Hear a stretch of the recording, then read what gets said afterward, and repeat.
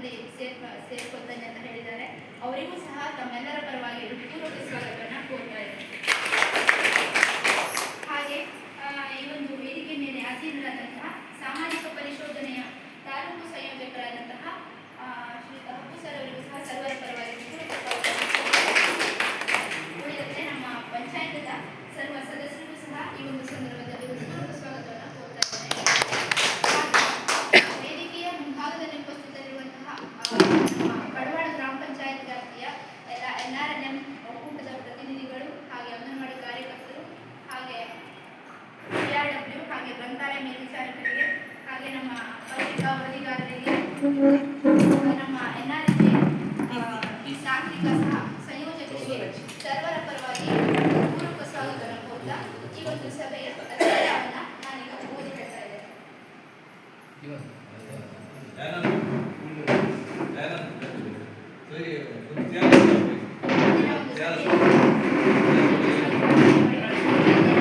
ಪ್ರಣಾಳಿಕೆಯನ್ನು ಓದಿ ದೃಢೀಕರಿಸುವುದು, ಹಾಗೆ ಸಾಮಾಜಿಕ ಪರಿಶೋಧನಾ ಸಭೆಯ ಹಾಗೂ ಅಡಾಕ್ ಸಭೆಯ ಅನುಪಾಲನಾ ವರದಿಯ ಕುರಿತು, ಹಾಗೆ ಅಂಚಿನರೇಗಾ ಯೋಜನೆಯಲ್ಲಿ 2024-25ನೇ ಸಾಲಿನಲ್ಲಿ ನಿರ್ವಹಿಸಿದಂತಹ ಕಾಮಗಾರಿಗಳ ಕುರಿತು, ಗ್ರಾಮ ಪಂಚಾಯತ್ 15 ಹಣಕಾಸು, ತಾಲೂಕು 15 ಹಣಕಾಸು, ಹಾಗೆ ರಾಜ್ಯ ಹಣಕಾಸು, ಜಿಲ್ಲಾ ಪಂಚಾಯತ್ಗಳಿಂದ ಹಣಕಾಸು ಆದ ಕಾಮಗಾರಿಗಳ ಕುರಿತು ಈ ಸಭೆಯಲ್ಲಿ ಈ ಮೇಲಿನ ಎಲ್ಲ ಯೋಜನೆಗೆ ಸಂಬಂಧಿಸಿದಂತೆ ಚರ್ಚಿತವಾಗುವಂತಹ ವಿಷಯಗಳು, ಹಾಗೆ ಅಧ್ಯಕ್ಷರ ಅಭಿವೃದ್ಧಿಯ ಮೇಲೆ ಬರಬಹುದಾದ ಇತರೆ ವಿಷಯಗಳು.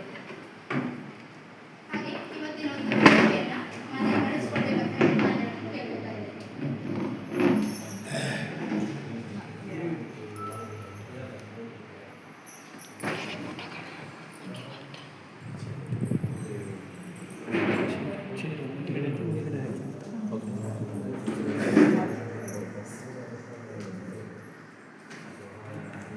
ಎಲ್ಲರಿಗೂ ನಮಸ್ಕಾರ. ನರೇಗಾ ಯೋಜನೆಯು ಗ್ರಾಮೀಣ ಭಾಗದಲ್ಲಿ ಅನುಷ್ಠಾನವಾಗುತ್ತದೆ. ಈ ಕುಟುಂಬಕ್ಕೆ ಒಂದು ಆರ್ಥಿಕ ವರ್ಷದ 15 ದಿನಗಳ ಕೆಲಸವನ್ನು ಕೊಡುವುದಾಗಿದೆ. ದಿನದ 7 ತಾಸುಗಳ ಕೂಲಿ ಕೆಲಸವನ್ನು ಮಾಡುವುದು. ಅಳತೆಯ ಪ್ರಮಾಣಕ್ಕೆ ಅನುಗುಣವಾಗಿ ಕೂಲಿ ಹಣ ಜಮಾ ಮಾಡಲಾಗುತ್ತದೆ. ಈ ಯೋಜನೆಯಲ್ಲಿ ನಿಗದಿಪಡಿಸಿದ ವೈಯಕ್ತಿಕ ಮತ್ತು ಸಮುದಾಯ ಕೂಲಿಯನ್ನು ಮಾಡಿಕೊಳ್ಳಲು ಅವಕಾಶವಿರುತ್ತದೆ. ಸೌಲಭ್ಯ ಪಡೆಯುವ ಫಲಾನುಭವಿಗಳು ಉದ್ಯೋಗ ಚೀಟಿಯನ್ನು ಪಡೆದುಕೊಳ್ಳಬೇಕಾಗುತ್ತದೆ. ಮಾಡಿರುವ ಕೆಲಸವು ಗ್ರಾಮದಲ್ಲಿ ಮತ್ತು ವೈಯಕ್ತಿಕವಾಗಿ ಆಸ್ತಿ ನಿರ್ಮಾಣವಾಗಿರುವುದು ಕಂಡುಬರಬೇಕು.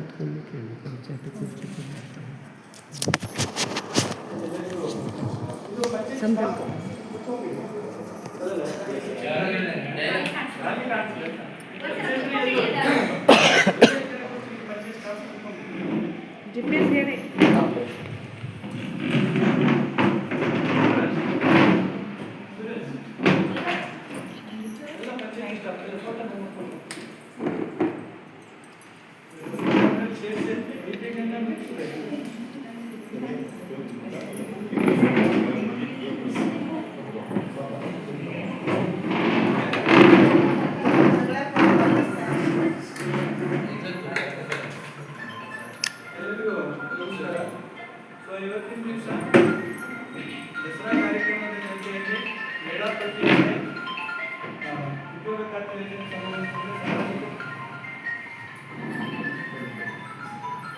ಸಾಮಾಜಿಕ ಪರಿಶೋಧನೆ ಗ್ರಾಮ ಸಭೆಯನ್ನು ನಡೆಸಬೇಕು ಅಂತ ಮೇಳಾ ಪ್ರತಿಯೊಂದವಾಗಿ ಇವತ್ತು ಸಭೆ ಸೇರಿರುವುದು. ಇವತ್ತಿನ ದಿವಸ 4 ಯೋಜನೆಗಳಿಗೆ ಸಂಬಂಧಪಟ್ಟಂತೆ ವಿಷಯಗಳು ಚರ್ಚೆ ಮಾಡುವಂಥದ್ದು. ಸಂಕ್ಷಿಪ್ತವಾಗಿ ಮೊದಲನೇದಾಗಿ ಉದ್ಯೋಗ ಖಾತ್ರಿ ಯೋಜನೆ, ಎರಡನೇದಾಗಿ 15ನೇ ಹಣಕಾಸು ಯೋಜನೆ ಗ್ರಾಮ ಪಂಚಾಯತ್, 15ನೇ ಹಣಕಾಸು ಯೋಜನೆ ತಾಲೂಕಾ ಪಂಚಾಯತ್, ಆ ನಂತರದಲ್ಲಿ 15ನೇ ಹಣಕಾಸು ತಾಲೂಕಾ ಪಂಚಾಯತ್, ಅದೇ ರೀತಿ ರಾಜ್ಯ ಹಣಕಾಸು ಯೋಜನೆ ತಾಲೂಕಾ ಪಂಚಾಯತ್, ಜಿಲ್ಲಾ ಪಂಚಾಯತ್. ಸೊ ಇವಿಷ್ಟು ಯೋಜನೆಗಳಿಗೆ ಸಂಬಂಧಪಟ್ಟಂತೆ ಚರ್ಚೆಯನ್ನು ಇವತ್ತು ಮಾಡಬೇಕಾಗಿದೆ. ಸೊ ಹಾಗಾಗಿ ಎಲ್ಲ ಯೋಜನೆಗಳಿಗೆ ಸಂಬಂಧಪಟ್ಟಂತೆ ಮಾಡುವಂಥದ್ದು. ಮೊದಲಾಗಿ ತಮಗೆ ಉದ್ಯೋಗ ಖಾತ್ರಿ ಯೋಜನೆ ಜನರ ಕೆಲಸಕ್ಕೆ ಉದ್ಯೋಗ ಮಾಡಿಕೊಳ್ಬೇಕು, ಕೆಲಸಕ್ಕೆ ಬೇಡಿಕೆಯನ್ನು ಸಲ್ಲಿಸಬೇಕು, ಆ ಪ್ರಕಾರ ಈ ಕೆಲಸವನ್ನು ಮಾಡಬೇಕು. ಇಲ್ಲಿ ವೈಯಕ್ತಿಕ ಮತ್ತು ಸಮುದಾಯ ಕಾಮಗಾರಿಗಳನ್ನು ಮಾಡಿಕೊಳ್ಳಿಕ್ಕೆ ಅವಕಾಶವಿದೆ. ವೈಯಕ್ತಿಕ ಸಮುದಾಯ ಕಾಮಗಾರಿ ಯಾವುದು ಅಂತ ಇಂಜಿನಿಯರ್ ಬಂದಿದ್ದಾರೆ, ಆಮೇಲೆ ಮಾಹಿತಿಯನ್ನು ಕೊಡ್ತಾರೆ. ಸೊ ಇಲ್ಲಿ ಎರಡನೇದಾಗಿ ಉದ್ಯೋಗ ಖಾತ್ರಿ ಯೋಜನೆಗೆ ಸಂಬಂಧಪಟ್ಟಂತೆ ಕಡ್ಡಾಯವಾಗಿ ಪ್ರತಿಯೊಬ್ಬರು ಕೂಡ ಉದ್ಯೋಗ ಶಿಕ್ಷಣ ಮಾಡಿಕೊಳ್ಬೇಕು ನಿಯಮಾವಳಿ ಪ್ರಕಾರ. ಇನ್ನು ಎರಡನೇದಾಗಿ ಇದಕ್ಕೆ ಸಂಬಂಧಪಟ್ಟಂತೆ ಕ್ರಿಯಾ ಯೋಜನೆಯನ್ನ ಪ್ರತಿ ವರ್ಷ ಗಾಂಧಿ ಜಯಂತಿಯಲ್ಲಿ ಅದನ್ನು ಸಿದ್ಧಪಡಿಸಿ ತಾಲೂಕಾ ಪಂಚಾಯತ್ ಮತ್ತು ಜಿಲ್ಲಾ ಪಂಚಾಯತಿ ಅನುಮೋದನೆಯನ್ನು ಪಡೆದು ಕಾಮಗಾರಿಗಳನ್ನ ಪ್ರಾರಂಭ ಮಾಡಲಾಗಿದೆ. ಇನ್ನು ಇಲ್ಲಿ ಸಾಮಾಜಿಕ ಪರಿಶೋಧನೆ ಅಂತ ಹೇಳೋದು. ಸಾಮಾಜಿಕ ಪರಿಶೋಧನೆ ಅಂತಂದ್ರೆ ತಪ್ಪುಗಳನ್ನ ಹುಡುಕುವಂಥದ್ದಲ್ಲ, ವಾಸ್ತವಿಕವಾಗಿ ಕಂಡುಬಂದಂತಹ ವಿಷಯಗಳೇನಿದ್ದಾರೆ ಅದನ್ನ ಕಟ್ಟಡದ ಪರಿಶೀಲನೆ ಮಾಡಿ, ಸ್ಥಳ ಭೇಟಿ ಮಾಡಿ, ಕೂಲಿ ಕಾರ್ಮಿಕರ ಮನೆ ಭೇಟಿಯನ್ನು ಮಾಡಿ, ಯೋಜನೆ ಬಗ್ಗೆ ಮಾಹಿತಿಯನ್ನು ಕೊಟ್ಟು, ಅವರಿಗೆ ಗ್ರಾಮ ಸಭೆಗೆ ಆಹ್ವಾನ ಕೊಟ್ಟು, ಸಭೆಯಲ್ಲಿ ಚರ್ಚೆ ಮಾಡಿ ಅವರ ತೀರ್ಮಾನದಂತೆ ನಡಾವಳಿಯನ್ನು ದಾಖಲಿಸುವಂಥ. ಹಾಗಾಗಿ ಸಾಮಾಜಿಕ ಪರಿಶೀಲನೆ 2011 ಪ್ರಕಾರ ಮೊದಲನೇದಾಗಿ ಯೋಜನೆ ಸಮರ್ಪಕವಾಗಿ ಅನುಷ್ಠಾನ ಆಗಬೇಕು, ಯೋಜನೆಯಲ್ಲಿ ಎಲ್ಲ ಫಲಾನುಭವಿಗಳು ಸಕ್ರಿಯವಾಗಿ ಪಾಲ್ಗೊಳ್ಳಬೇಕು, ಸಂಬಂಧಿಸಿದಂಥ ಇಲಾಖೆಯು ಕೂಡ ಹಾಜರಿರಬೇಕು, ಆ ನಂತರದಲ್ಲಿ ತಪ್ಪುಗಳಾಗದಂತೆ ಕ್ರಮ ವಹಿಸುವಂಥ. ಇದು ಸಾಮಾಜಿಕ ಪರಿಶೋಧನೆ ಮುಖ್ಯ ಉದ್ದೇಶವಾಗಿದೆ. ಇನ್ನು ಎರಡನೇದಾಗಿ 15ನೇ ಹಣಕಾಸು ಯೋಜನೆ. ಈ 15ನೇ ಹಣಕಾಸು ಯೋಜನೆ ಯಾವ ರೀತಿ ಇದೆ ಅಂತಂದ್ರೆ, ಒಂದು ಗ್ರಾಮ ಪಂಚಾಯಿತಿಯ ಜನಸಂಖ್ಯೆ ಮತ್ತು ಭೌಗೋಳಿಕ ವಿಸ್ತೀರ್ಣದ ಆಧಾರದಲ್ಲಿ ಅನುದಾನಗಳು ಬಿಡುಗಡೆ ಆಗಿದೆ. ಅದು ಈ ಗ್ರಾಮ ಪಂಚಾಯತಿ ಕಡಿಮೆ ಇರ್ಬೋದು, ಅಥವಾ ನಮ್ಮ ಪಕ್ಕದ ಚಿತ್ತಾಪುರ ಪಂಚಾಯತ್ ಅಥವಾ ಮಲ್ಲಾಪುರ ಪಂಚಾಯತಿಗೆ ಜಾಸ್ತಿ ಇರ್ಬೋದು. ಅಂದರೆ ಅಲ್ಲಿಯ ಜನಸಂಖ್ಯೆ ಮತ್ತು ಭೌಗೋಳಿಕ ಆಧಾರ. ಈ ಉದಾಹರಣೆಗಾಗಿ ನಾವು ಹೇಳಬೇಕು ಅಂತಂದ್ರೆ, ಯರವಡಿ ಮತ್ತು ವೈವಾಡ ಗ್ರಾಮ ಪಂಚಾಯತಿ ಅತಿ ಕಡಿಮೆ ಹಣ ಈ ಕರ್ನಾಟಕ ರಾಜ್ಯದಲ್ಲಿ. ಯಾಕಂತಂದ್ರೆ ಅಲ್ಲಿ ಜನಸಂಖ್ಯೆನೂ ಕಡಿಮೆ, ಸಣ್ಣ. ಬಟ್ ಇಲ್ಲಿ 15ನೇ ಹಣಕಾಸು ಯೋಜನೆ ಯಾವ ರೀತಿ ಏನಿದೆ ಅಂತಂದ್ರೆ, ಏನು ಬಿಡುಗಡೆ ಆಗುತ್ತಾ ಅನುದಾನ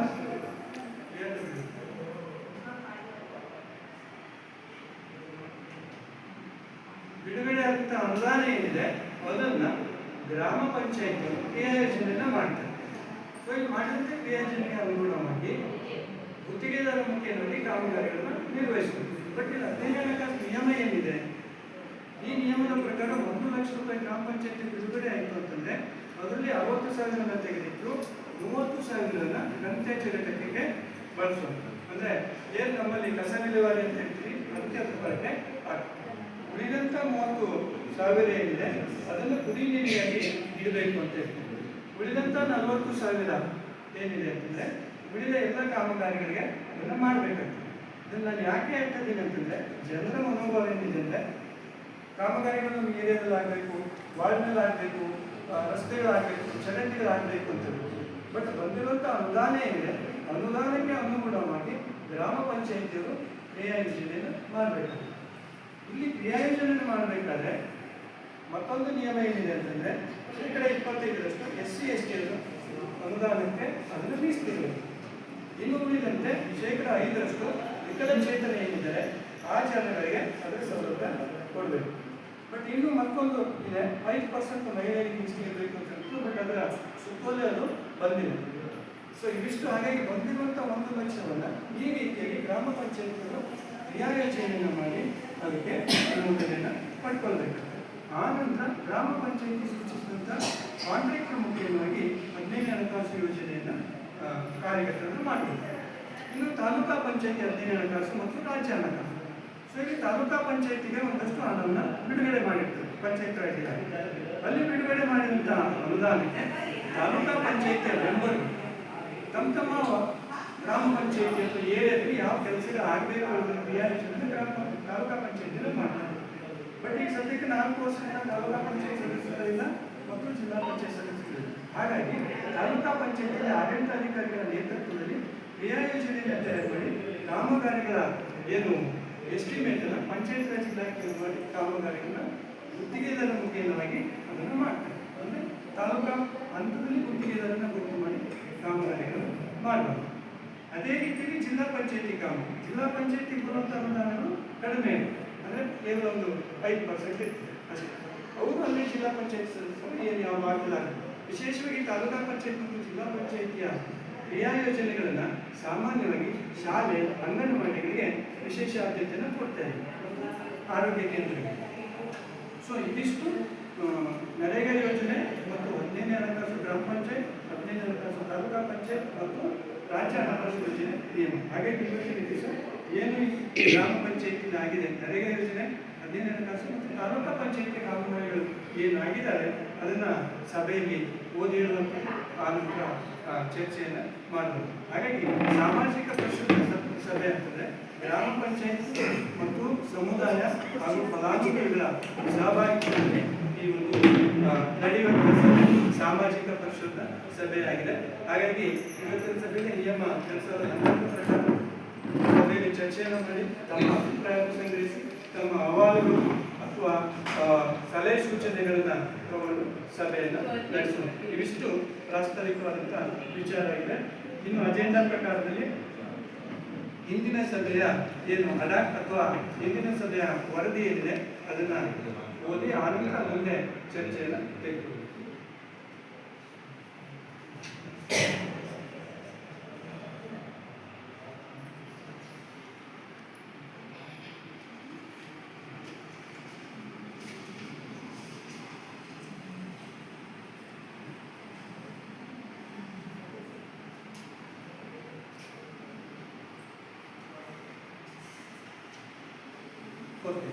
ಇಂದಿನ ಅವಧಿಗಳಲ್ಲಿ ಈಗ ಗ್ರಾಮ ಸಭೆ ಅಂತ ಬಂದಾಗ ಸಾಕಷ್ಟು ಗ್ರಾಮ ಸಭೆಗಳಾಗ್ತದೆ.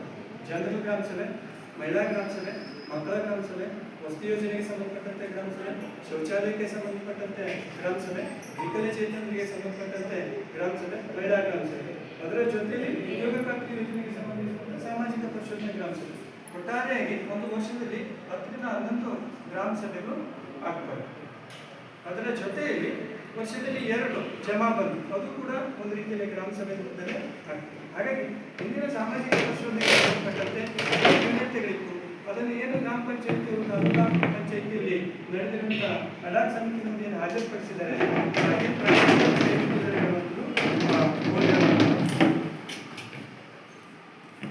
ಒಂದು ಮಡಗೇರಿ ಮಹಾಬಲೇಶ್ವರ ಮನೆಯಿಂದ ವಾಮನಮುಗಿ ಮನೆ ತನಕ 2 ತಡೆಗಳು, ಅಂದರೆ ಇಲ್ಲಿ ಕಾಮಗಾರಿ ಆಗಿಲ್ಲ, ಕೆಲವೊಂದು ಮುಂದುವರೆದ ಕಾಮಗಾರಿ, ಕೆಲವೊಂದು ನಡೀತಾ ಇದೆ. ಆ ಒಂದು ಕಾಮಗಾರಿಗೆ ಸಂಬಂಧಪಟ್ಟಂತೆ ನಮ್ಮ ತಾಲೂಕಾ ಪಂಚಾಯತಿ ಸಹಾಯಕ ನಿರ್ದೇಶಕರ ಸಹಿ ಇದ್ದಿರಲಿಲ್ಲ ಇತ್ತು. ಅಂದರೆ ಅವ್ರದ್ದು ಸಹಿ ಬೇಕಾಗ್ತದೆ. ಬಟ್ ಸಹಿಯನ್ನು ಹಾಕಿ ಅವರು ದಾಖಲೆಯನ್ನು ಅಡಾಕ್ ಸಮಿತಿಯಲ್ಲಿ ಹಾಜರುಪಡಿಸಿದ್ರಿಂದ ಈ ನ್ಯೂನತೆಯನ್ನು ಕೈ ಬಿಡಲಾಗಿದೆ. ಅದೇ ರೀತಿಯಲ್ಲಿ ಅಂಗಡಿವಾಡ ಮಾರುತಿನಗರ ಕೈವಲ್ಯ ಸ್ವಾಮಿ ಮಠದಿಂದ ಆರ್ಥಿಕ ಕಟ್ಟಡ ಮಂಡಳಿಗೆ ಕಾಲುವೆ ಕಾಮಗಾರಿ, ಇದು ಕೂಡ ನಮ್ಮ ತಾಲೂಕಾ ಪಂಚಾಯತಿ ಸಹಾಯಕ ನಿರ್ದೇಶಕರು ಮತ್ತು ಇಂಜಿನಿಯರ್ಗಳು ಟೆಕ್ನಿಕಲ್ ಕೋಆರ್ಡಿನೇಟರ್ ಅಂತ ಹೇಳಿದ್ರೆ ಅವ್ರು ಸಹಿ ಇಟ್ಟಿರಲಿಲ್ಲ ಇತ್ತು. ಆನಂತರ ಅವರು ಸಹಿಯನ್ನು ಮಾಡಿ ದಾಖಲೆಯನ್ನು ಅಡಾಕ್ ಸಮಿತಿಯಲ್ಲಿ ಹಾಜರುಪಡಿಸಿದರು. ಅದೇ ರೀತಿಯಲ್ಲಿ ಮಂಗಲ ಕುಂದುಗೋಡ ಬಚ್ಚಲಗುಂಡಿ, ಲೇಖನ ಮಯಕರ್ ಬಚ್ಚಲಗುಂಡಿ, ವಸಂತ ಪಾಂಡುಮುಖಿ ಬಚ್ಚಲಗುಂಡಿ, ಈ ಕಾಮಗಾರಿಗಳಲ್ಲಿ ಆ ಫಲಾನುಭವಿಗಳ ಸಹಿ ಇದ್ದಿರಲಿಲ್ಲ ಇತ್ತು. ಆನಂತರ ಪಂಚಾಯತಿಯವರು ವಿಡಿಯೋ ಸೆಕ್ರೆಟರಿ ಪಂಚಾಯತ್ ಸಿಬ್ಬಂದಿ ಅವರ ಸಹಿಯನ್ನು ಪಡೆದು ಆ ದಾಖಲೆಯನ್ನು ಅಡಾಕ್ ಸಮಿತಿಯನ್ನು ಹಾಜರುಪಡಿಸಿದ್ರಿಂದ ನ್ಯೂನತೆಯನ್ನು ಕೈ ಬಿಡಲಾಗಿತ್ತು. ಅದೇ ರೀತಿಯಲ್ಲಿ ಸುತ್ತಮುತ್ತಲು ಅದಮ್ ಮನೆ ಕಡೆಯಿಂದ ರಸ್ತೆ ಕಾಮಗಾರಿ ಮತ್ತು ವರ್ಣಗದ್ದೆಯಿಂದ ರಾಷ್ಟ್ರ ಗದ್ದೆಯವರೆಗೆ ರಸ್ತೆ ಸುಧಾರಣೆ ಕಾಮಗಾರಿ ಇದೆಲ್ಲ ಹಿಂದೆ ಆಗಿರುವ. ಸೊ ಈ ಕಾಮಗಾರಿಗಳಲ್ಲಿ ಫೈಲ್ ಪರಿಶೀಲನೆಗೆ ಬಂದಂಥ ಸಂದರ್ಭದಲ್ಲಿ ಅಲ್ಲಿ ತಾಂತ್ರಿಕ ಸಹಾಯಕ ನಿರ್ದೇಶಕರ ಸಹಿ ಇರಲಿಲ್ಲ ಇತ್ತು. ಅದನ್ನು ಅವರು ಸಹಿ ಮಾಡಿ ಆ ದಾಖಲೆಯನ್ನು ಅಡಾಕ್ ಸಮಿತಿಯನ್ನು ಹಾಜರುಪಡಿಸಿರುವುದರಿಂದ ನ್ಯೂನತೆಯನ್ನು ಕೈ ಬಿಡಲಾಗಿತ್ತು. ಅದೇ ರೀತಿ 17/6/2023 ತಾಲೂಕಾ ಪಂಚಾಯತಿ ಅಡಾಕ್ ಸಮಿತಿ ಸಭೆಯಲ್ಲಿ ಸೊ ಕಡವಾಡ ಗ್ರಾಮ ಪಂಚಾಯತಿಯಿಂದ ಒಂದು thank you Fernandes, Devi Udaya Gowda, Sandeep Digambar Varadkar, ಕಡವಾಡ್ಕರ್,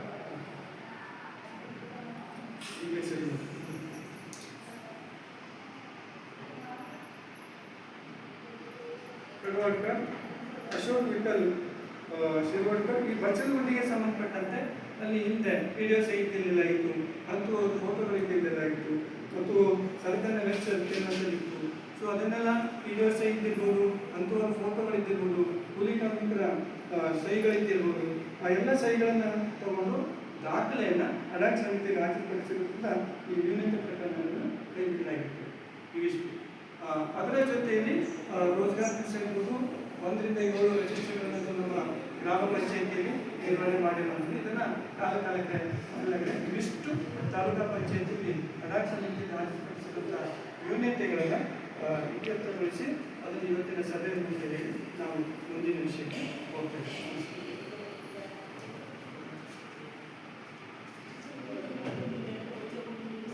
next agenda ಪ್ರಕಾರವಾಗಿ 1/4/2024ರಿಂದ 31/3/2025ರವರೆಗೆ ಉದ್ಯೋಗ ಖಾತ್ರಿ ಯೋಜನೆಗೆ ಏನು ಕಾಮಗಾರಿಗಳಾಗಿದೆ ಅದಕ್ಕೆ ಸಂಬಂಧಪಟ್ಟಂತೆ ಕೂಲಿ ಎಷ್ಟು ಪಾವತಿಯಾಗಿದೆ ಮತ್ತು ಈ ವರ್ಷ 25-26 ಏನು ಕಾಮಗಾರಿಗಳಾಗಿದೆ ಆ ಕಾಮಗಾರಿಗಳು ಯಾವುದು ಕೂಲಿ ಪಾವತಿ ಆಗಿದೆ ಇಲ್ಲ ಅನ್ನೋದನ್ನ ಚರ್ಚೆಯನ್ನು ಮಾಡೋಣ.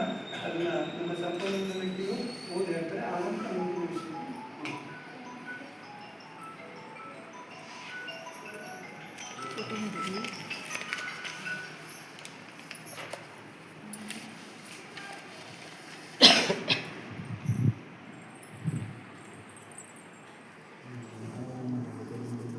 ಕಡವಾಡ ಗ್ರಾಮ ಪಂಚಾಯಿತಿಯಲ್ಲಿ 24-25ನೇ ಸಾಲಿನಲ್ಲಿ ಆದಂಥ ಕಾಮಗಾರಿಗಳು ಮಂದ್ರಾಳಿ ಮುಖ್ಯ ರಸ್ತೆ ಅನಂತ ಕುಂಗಿ ಮನೆ ಹತ್ತಿರ ರಸ್ತೆಗೆ ತಡೆಗೋಡೆ ಅಮೌಂಟ್ 42,927. ಮಂದ್ರಾಳಿ ರಾಮಕೃಷ್ಣ ಅನಂತ ಕುಂಗಿ ಮನೆ ಹತ್ತಿರ ರಸ್ತೆಗೆ ತಡೆಗೋಡೆ ನಿರ್ಮಾಣ 49,558. ಕಡವಾಡ ಗ್ರಾಮ ಪಂಚಾಯತ್ ಅಬ್ದುಲ್ ಮನೆಯಿಂದ ಮುರಾರಿ ಮನೆಯ ತನಕ ಕಾಲುವೆ ನಿರ್ಮಾಣ 48,162. ಉಜ್ವಲ ಉದಯ್ ಕಳಸ್ ಇವರ ವಸತಿ ಮನೆ 7,329. ವತ್ಸಲ ಯಾದೋಬ ಗುರುಜಿ ಇವರ ವಸತಿ ಮನೆ 11,517. ಉಜ್ವಲ ಕೃಷ್ಣಾನಂದ್ ತಾರ್ಕರ್ ಇವರ ವಸತಿ ಮನೆ 10,470. ರಮಾ ರಾಯ ಉಲಸ್ವಾರ್ ಇವರ ವಸತಿ ಮನೆ 11,570. ಶಿಲಾ ಎಸ್ ಕಡವಡ್ಕರ್ ಇವರ ವಸತಿ ಮನೆ 21,289.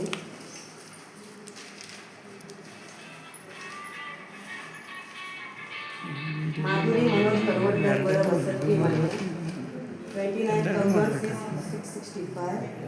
ಬೇಬಿರಾಮ್ ಶಂಮುದ್ದೀನ್ ಇಟಗಿ ಇವರ ವಸತಿ ಮನೆ 14,658. ಪದ್ಮನಾಥ್ ನಾಯ್ಕ್ ಇವರ ವಸತಿ ಮನೆ 27,920. ನಮಿತಾ ಗುರುನಾಥ್ ಕುನ್ಗಿ ಇವರ ವಸತಿ ಮನೆ 8,376. ವಂದನಾ ಗಜಾನನ್ ಕೊಳಂಕರ್ ವಸತಿ ಮನೆ 25,128. ಮಂಜುಳಾ ಹೀರು ನಾಯ್ಕ್ ಇವರ ವಸತಿ ಮನೆ 27,920. ಪ್ರತೀಕ್ಷಾ ರೂಪೇಶ್ ನಾಗೇಕರ್ ಇವರ ವಸತಿ ಮನೆ 15,705. ರಂಜನಾ ರಾಜೇಶ್ ನಾಯ್ಕ್ ಇವರ ವಸತಿ ಮನೆ 9,772. ಶಶಿಕಲಾ ಸಂತೋಷ್ ಗೌಡ ಇವರ ವಸತಿ ಮನೆ 18,148. ಕಡವಾಡ ಗ್ರಾಮ ಪಂಚಾಯತ್ ವಾಮನ್ ಕಳಸ್ ಇವರ ಜಮೀನಿನಲ್ಲಿ ದನದ ಪಟ್ಟಿಗೆ ನಿರ್ಮಾಣ 2,792. ದೀಪಾ ದಿಗಂಬರ್ ಕಲ್ಗುಟ್ಕರ್ ಇವರ ವಸತಿ ಮನೆ 9,772.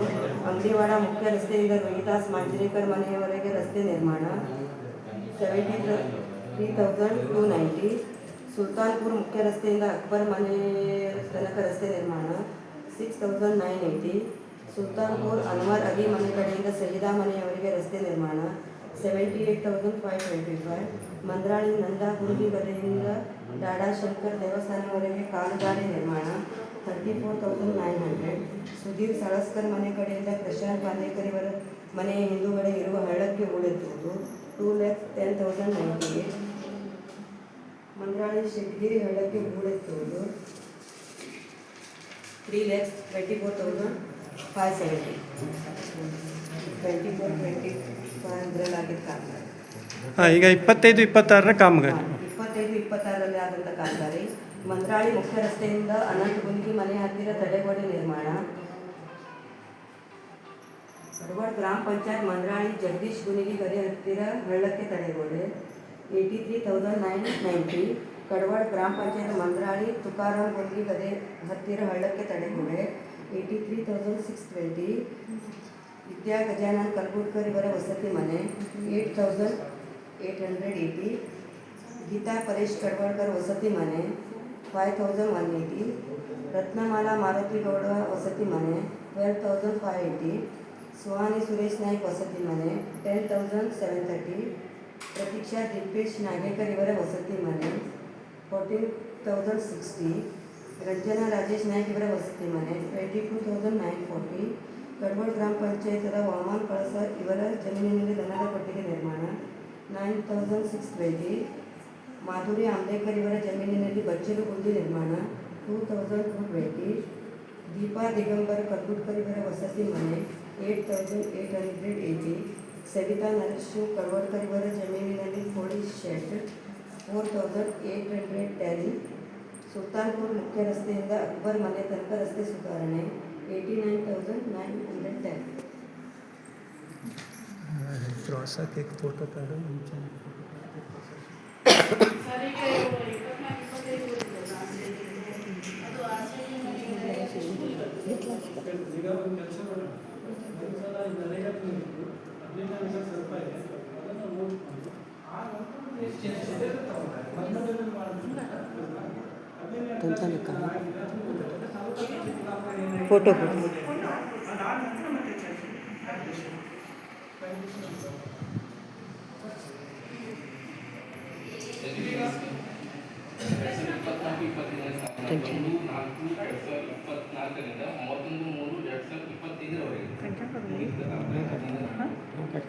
ಕಟವಾಡ ಸರ್ಕಾರಿ ಹಿರಿಯ ಪ್ರಾಥಮಿಕ ಶಾಲೆ ಹತ್ತಿರ ಹೊಸದಾಗಿ ಬೋರ್ವೆಲ್ ನಿರ್ಮಾಣ ಮಾಡಿ ಪಂಪ್ ಅಳವಡಿಸಿ 4,90,760.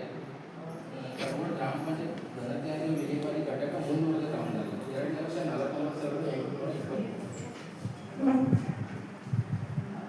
ಕಡೆಗೆ ಅಂಗಡಿವಾಡ ಮಹೇಶ್ ದೇವಳಿ ಮನೆ ಹಿಂದುಗಡೆಯಿಂದ ರಸ್ತೆ ಅಭಿವೃದ್ಧಿಪಡಿಸಿದೆ 94,607. ಕಟವಾಡ ಗ್ರಾಮ ಪಂಚಾಯತ್ ಸರ್ಕಾರಿ ಮಾದರಿ ಹಿರಿಯ ಪ್ರಾಥಮಿಕ ಕನ್ನಡ ಶಾಲೆ ಹತ್ತಿರ ಬೋರ್ವೆಲ್ಗೆ ಪಂಪ್ ಅಳವಡಿಸಿದೆ 65,330. ಕಟವಾಡ ಗ್ರಾಮ ಪಂಚಾಯತ್ ಮಸೀದಿ ಹತ್ತಿರದ ಕೈ ಪಂಪ್ ಪ್ರಸ್ತುತಪಡಿಸಿದ್ದು 24,814. ಪಂಚಾಯತ್ ಕಚೇರಿ ಎದುರುಗಡೆ ಇರುವ ಬೋರ್ವೆಲ್ಗೆ ಪಂಪ್ ಅಳವಡಿಸಿದ್ದು 1,78,400. ಕಟವಾಡ ಗ್ರಾಮ ಪಂಚಾಯತ್ ಮಡಿಬಾಗ್ ಅಂಗಡಿವಾಡ ಕೇಂದ್ರದ ಶೌಚಾಲಯ ದುರಸ್ತಿ ನಿರ್ಮಾಣ 59,335. ಸರ್ಕಾರಿ ಹಿರಿಯ ಪ್ರಾಥಮಿಕ ಶಾಲೆ ಹಳೆಕೋಟ ಆವರಣದಲ್ಲಿರುವ ಬೋರ್ವೆಲ್ ಪಂಪ್ ಅಳವಡಿಸಿದ್ದು 1,76,096.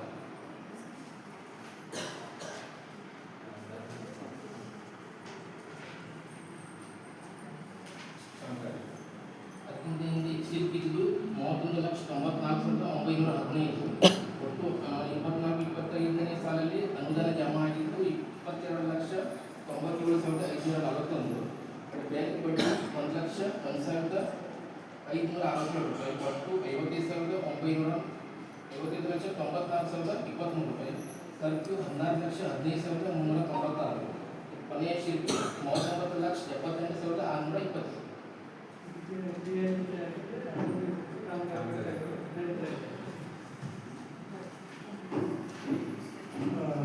ಗ್ರಾಮ ಪಂಚಾಯತ್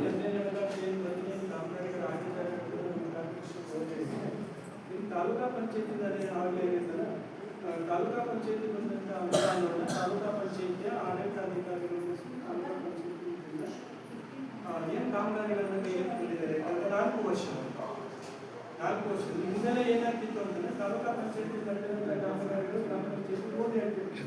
ಬಟ್ ಈ ಸಭೆಯಲ್ಲಿ ಅದನ್ನು ಓದಿ ಅಂತ ಸುತ್ತೋಲೆಯಲ್ಲಿ ತಿಳಿಸಿರೋದ್ರಿಂದ ಏನು ಕಾಮಗಾರಿಗಳಾಗಿದ್ದಾವೆ ಅಂತ ಹೇಳೋದನ್ನು ನಾನು ಓದಿರ್ತೀನಿ. ಇದು 4 ವರ್ಷದ್ದು, ಯಾಕಂದ್ರೆ ಕೆಲವರಿಗೆ ಮರ್ತೋಗಿರ್ಬೋದು, ಅಥವಾ ನಮ್ಮ ಕಾಮಗಾರಿ ಮಾಡಿದಂಥ ನಾಮಪತ್ರ ದಾಖಲೆ ಇರ್ಬೋದು, ಅಥವಾ ನೀವು ಕೆಲವು ಅಧ್ಯಕ್ಷರು ಸದಸ್ಯರಿಗೆ ಕೈ ಕಾಮಗಾರಿ ಇದ್ದಾರೆ, ಹೆಂದಿದ್ದಾರೆ, ಕಿತ್ತಿದ್ದಾರೆ.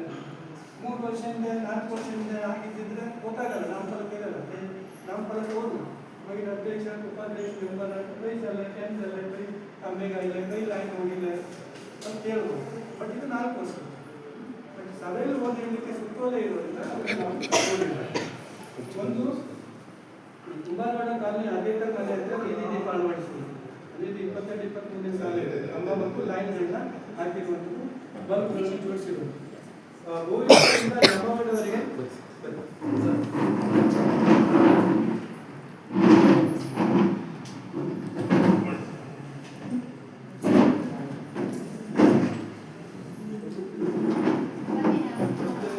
ಸಾಮಾಜಿಕ ಪರಿಶೋಧನಾ ಗ್ರಾಮ ಸಭೆಯಲ್ಲಿ ನಮ್ಮ ನೋಡಲ್ ಅಧಿಕಾರಿಗಳಾದಂತಹ ಮಾನ್ಯ ಸಹಾಯಕ ನಿರ್ದೇಶಕರು ಅಕ್ಷರದಾಸೋಹ ಕಾರವಾರ ಅವರಿಗೆ ಸರ್ವರ ಪರವಾಗಿ ಸ್ವಾಗತ ಕೋರ್ತಾ ಇದ್ದಾರೆ.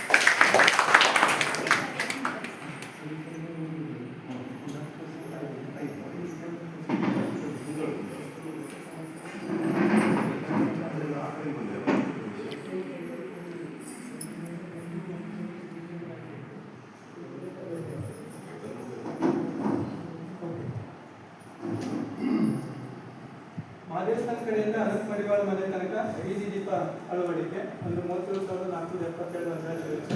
ಅಂದರೆ ಲೈಟ್ಗಳನ್ನು ಎಳೆದಿರ್ಬೋದು ಅಥವಾ ಬಲ್ಬುಗಳನ್ನು ಹಾಕಿರ್ಬೋದು.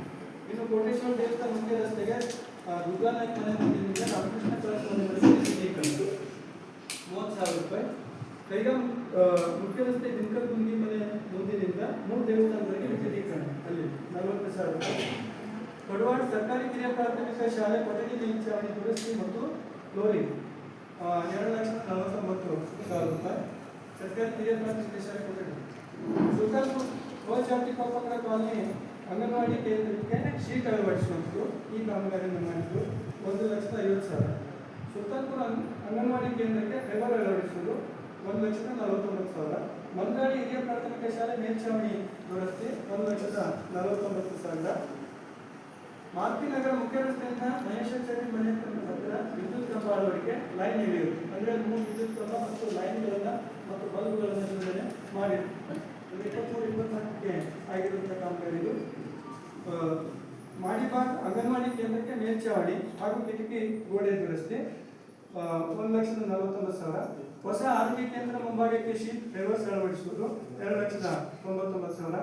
ಕಡವಾಡ ಅಂಗನವಾಡಿ ಕೇಂದ್ರಕ್ಕೆ ಮಕ್ಕಳ ಸ್ನೇಹಿ ಇಂಡೋರ್ ಪೀಠೋಪಕರಣ ಪೂರೈಸುವುದು 97,950.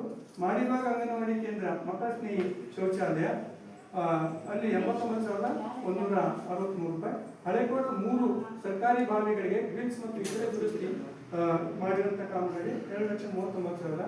ಹಳೆಕೋಟ ಮುಖ್ಯ ರಸ್ತೆಯಿಂದ ನಂದವಾಡ ಹೋಗುವ ರಸ್ತೆಗೆ ವಿದ್ಯುದೀಕರಣ 1,12,115 ರೂಪಾಯಿ. ಮುಖ್ಯ ರಸ್ತೆಯಿಂದ ಮಾರುತಿ ದೇವಸ್ಥಾನದವರೆಗೆ ಮತ್ತು ಅಂಗಡಿಗಳ ಅರ್ಜಿ ಮಾಂಡಲೇಕರ್ ಮತ್ತು ದಿನೇಶ್ ಮನೆಯವರೆಗೆ ವಿದ್ಯುತ್ ಕಂಬ ಅಳವಡಿಸಿ ವಿದ್ಯುದೀಕರಣ 1,27,000. ಗ್ರಂಥಾಲಯ ಕಟ್ಟಡ ನಿರ್ಮಾಣ 4,49,218. ಅಂದರೆ ಗ್ರಂಥಾಲಯ ಕಟ್ಟಡ ನಾವೇನು ಕುಂತಿದ್ದೀವಿ ಇದಕ್ಕೆ ಸಂಬಂಧಪಟ್ಟಂಥ ಕಾಮಗಾರಿಗಳು ಆಗಿರುವಂಥದ್ದು. ಮಾಡಿಬಾಗ್ ಆರೋಗ್ಯ ಉಪಕೇಂದ್ರ ಮುಂದುಗಡೆ ಇಂಟರ್ಲಾಕ್ ಅಳವಡಿಸುವುದು 1,99,000. ಅನಂತರ 24-25ಕ್ಕೆ ಆಗಿರುವಂಥದ್ದು 4 ಕಾಮಗಾರಿಗಳು ತಾಲೂಕಾ ಪಂಚಾಯತ್ನಲ್ಲಿ ಆಗಿರುವಂಥದ್ದು. ಕುಂಬಾರವಾಡ ಬೇಬಿ ಸುರೇಶ್ ನಾಯ್ಕ್ ಹಾಗೂ ಮಾರುತಿ ನಗರದಲ್ಲಿ ವಿದ್ಯುತ್ ಕಂಬ ಮತ್ತು ತಂತಿ ಎಳೆಯುವುದು 1,14,911. ಆರೋಗ್ಯ ಉಪಕೇಂದ್ರ ಸುತ್ತಲೂ ಕಾಂಪೌಂಡ್ ಗೋಡೆ ನಿರ್ಮಾಣ 2,99,000. ಅಂಗಡಿವಾಡ ಸ್ಮಶಾನಕ್ಕೆ ಶೆಡ್ ನಿರ್ಮಾಣ 4 ಲಕ್ಷ ರೂಪಾಯಿ. ಗ್ರಂಥಾಲಯ ಕಟ್ಟಡ ನಿರ್ಮಾಣ ಮುಂದುವರಿಸುವುದು ಅಂದರೆ ಇದು ಮುಂದುವರೆದ ಕಾಮಗಾರಿ 2,99,540. ಇವಿಷ್ಟು ಸುಮಾರು ಒಂದು 18-20 ಕಾಮಗಾರಿಗಳು ತಾಲೂಕಾ ಪಂಚಾಯತಿಯಿಂದ ತಾಲೂಕಾ ಪಂಚಾಯತಿ ರಾಜ್ಯ ಹಣಕಾಸು ಯೋಜನೆಯಲ್ಲಿ ಆಗಿರುವಂಥದ್ದು. ಈ ಲೀಸ್ಟ್ ಎಲ್ಲದನ್ನು ನಾವು ಗ್ರಾಮ ಪಂಚಾಯತಿಗೆ ನಂತರ PDOರಿಗೆ ಕೊಡ್ತೇವೆ. ಇವಿಷ್ಟು ಕಾಮಗಾರಿಗಳು ನಮ್ಮ ತಾಲೂಕಾ ಪಂಚಾಯತಿ ಕಡೆಯಿಂದ ಆಗಿರುವಂಥದ್ದು. ಜಿಲ್ಲಾ ಪಂಚಾಯತಿಯಿಂದ ಯಾವುದೇ ಕಾಮಗಾರಿಗಳು ಆಗಿದ್ದು ಈ ಪಂಚಾಯತಿಯಲ್ಲಿ ಇದ್ದಿರೋದು. ಸೊ ಇವಿಷ್ಟು ಇದೆ.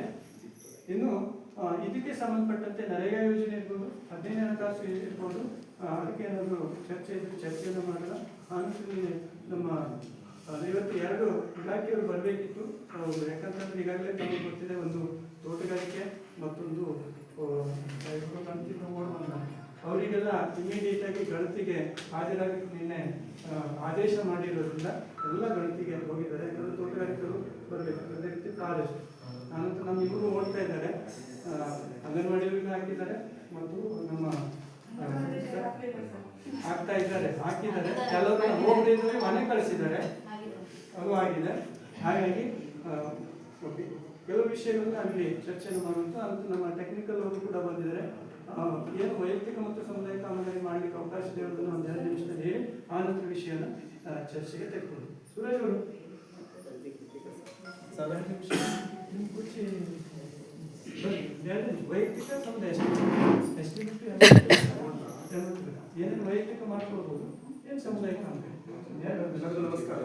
ಟೋಟಲ್ ನರೇಗಾದಲ್ಲಿ 266 ವರ್ಕ್ಸ್ ಇದೆ. ಟೋಟಲ್ ಪರ್ಮಿಸಿಬಲ್ ವರ್ಕ್ಸ್ ಅಂತ ಹೇಳ್ತಾರೆ. ಅದರಲ್ಲಿ 2 ಡಿವೈಡ್ ಇದೆ, ಇಂಡಿವಿಜುವಲ್ ಮತ್ತೆ ಕಮ್ಯುನಿಟಿ. ನಮ್ಮದ್ರಲ್ಲಿ 260ರಲ್ಲಿ ಒಂದು 10 ವರ್ಕ್ಸ್ ಇಲ್ಲಿ ಕಾಮನ್ ಆಗಿ ಮಾಡ್ತಾರೆ ಈ ಹೋಸ್ಟೆಲ್ ಅಲ್ಲಿ. ಸೊ ಅದು ವರ್ಕ್ಸ್ ಅನ್ನ ಹೇಳ್ತೀನಿ. ದನದ ಕೊಟ್ಟಿಗೆ ಅಂತ ಇದೆ, ಮೊದಲು 43,000 ಇತ್ತು, ಈಗ 57,000 ಆಗಿದೆ. ಆಮೇಲೆ ಕುರಿ ಶೆಡ್ ಅಂತ ಮಾಡ್ತೀವಿ 70,000, ಮೊದಲು 68 ಇತ್ತು, 70,000 ಆಗಿದೆ. ಬಚ್ಚಲು ಗುಂಡಿ ಸೋಪ್ ಪೀಟ್ ಅಂತ ಹೇಳ್ತೀವಿ, 14,000 ಇತ್ತು, 11,000 ಆಗಿದೆ. ಆಮೇಲೆ ಕೋಳಿ ಶೆಡ್ 62,000 ಇತ್ತು, ಕೋಳಿ ಶೆಡ್ 62,000 ಇತ್ತು, ಈಗ 60,000 ಮಾಡ್ತಾರೆ. ಆಮೇಲೆ ಮೀನು ಕೃಷಿ ಕೋಳ ಅಂತ ಇದೆ, 1 ಲಕ್ಷ ಇತ್ತು, ಈಗ 94,000 ಆಗಿದೆ. ಆಮೇಲೆ ಎರೆಹುಳ ತೊಟ್ಟಿ ಅಂತ ಇದೆ 20,000 ಮಾಡಿದ್ದಾರೆ, 20,000 ಮಾಡಿದ್ದಾರೆ. ಮತ್ತೆ ಓಪನ್ ವೆಲ್ ತೆರೆದ ಬಾವಿ, ಕೃಷಿ ಬಾವಿ ಅಂತ ಹೇಳ್ತೀವಿ, ಮನೆ ಬಾಗಿಲೆಲ್ಲ ಮಾಡೋದಲ್ಲ, ಕೃಷಿಗಾಗಿ ಯೂಸ್ ಮಾಡುವಂಥದ್ದು. ಸೊ ಅದು 128 ಇತ್ತು, ಇದು 150 ಆಗಿದೆ, 1.5 ಲಕ್ಷ. ಇದು ಇಂಡಿವಿಜುವಲ್ ಕಾಮಗಾರಿ, ಮೇನ್ಲಿ ಆಗೋದಷ್ಟೇ ಓದ್ತಾ ಇದ್ದೀನಿ. ಕಮ್ಯುನಿಟಿ ವರ್ಕ್ಸ್ ಎಲ್ಲ ಗೊತ್ತಿದೆ, ರೋಡ್ಸ್, ಆಮೇಲೆ ಎನ್ಆರ್ ಔಷಧ ಅಂತ ಇದೆ, ಚಕ್ ಡ್ಯಾಮ್ ಅಂತ ಮಾಡ್ಬೋದು, ಗೋಡೌನ್ ಇದೆ, ಪಂಚಾಯತಿ ಬಿಲ್ಡಿಂಗ್ ಮಾಡ್ಬೋದು, ಇವೆಲ್ಲ community works. Play ground, school development works ಅಂತ ಇರ್ತದೆ, ಸ್ಕೂಲ್ ಕಂಪೌಂಡ್, ಸ್ಕೂಲ್ ಟಾಯ್ಲೆಟ್, ಇವೆಲ್ಲ ಕನ್ವರ್ಜೆನ್ಸ್ ವರ್ಕ್ಸ್. ಎನ್ಆರ್ ಔಷಧ ಇದೆ, ಪ್ರೊವಿಷನ್ ಅಲ್ಲ, 2 ತಾಲೂಕಿಗೆ 2 ಅಂತ ಬಂದಿತ್ತು. ಒಂದು ತೋಟೂರು ಪಂಚಾಯತಿ ಮೇಲ್ಗಡೆ ಮಾಡ್ತಾ ಇದ್ವಿ, ಒಂದು ದೇವಳಮುಖಿ ಪಂಚಾಯತಿ ಮೇಲ್ಗಡೆ ಮಾಡ್ತಾ ಇದ್ವಿ. ಫಂಡ್ ಇರಬೇಕು, ನಾವು ಬಿಲ್ಡಿಂಗ್ ಬೇಕಲ್ಲ, ಎಲ್ಲಿ ಮಾಡ್ತಾರೆ ಬಿಲ್ಡಿಂಗ್, ಜಾಗ ಬೇಕಲ್ಲ, ನೆಕ್ಸ್ಟ್ ಇಯರ್ ಅದನ್ನ ಹಾಕೊಳ್ಳಿ. ಬಟ್ ಹಂಗಲ್ಲ, ಅದು ಯಾವ ತರ ಇದೆ ಕೇಳಿದ್ರೆ, ಒಂದು ಪಂಚಾಯತ್ ಇಷ್ಟು ಎಕ್ಸ್ಪೆಂಡಿಚರ್ ಅಂತ ಬುಕ್ ಆಗಿರ್ತದೆ. ದೇವಳಮುಖಿಯಲ್ಲಿ 2 ಕೋಟಿ ಕೆಲಸ ಆಗ್ತದೆ. 2 ಕೋಟಿ ಕೆಲಸದಲ್ಲಿ ಅವರು ಇವೆಲ್ಲ ವರ್ಷ ತಗೊಳ್ತಾರೆ, ಮೇಂಟೈನ್ ಆಗ್ಬೇಕಲ್ಲ. ಸೊ ಇಲ್ಲಿ ಏನಾಗ್ತದೆ, ಅಷ್ಟು ಫಂಡ್ ಇಲ್ಲ. ಒಂದು 3,000 ಟಾರ್ಗೆಟ್ ಅಷ್ಟೇ ಇದೆ ಈ ಸಲ. 3,000 ಟಾರ್ಗೆಟ್ ಇದೆ. ಒಂದು 15ರಿಂದ 20 ಲಕ್ಷ ಬರ್ತದೆ ಅಷ್ಟೇ. ಇದಕ್ಕೆ ಎಷ್ಟು ಗೊತ್ತಾ, 17.5 ಲಕ್ಷ ಇದೆ ಒಂದೇ ವರ್ಕಿಗೆ. ಅಲ್ಲ, ಒಂದು ವರ್ಕಿಗೆ 17.5 ಲಕ್ಷ.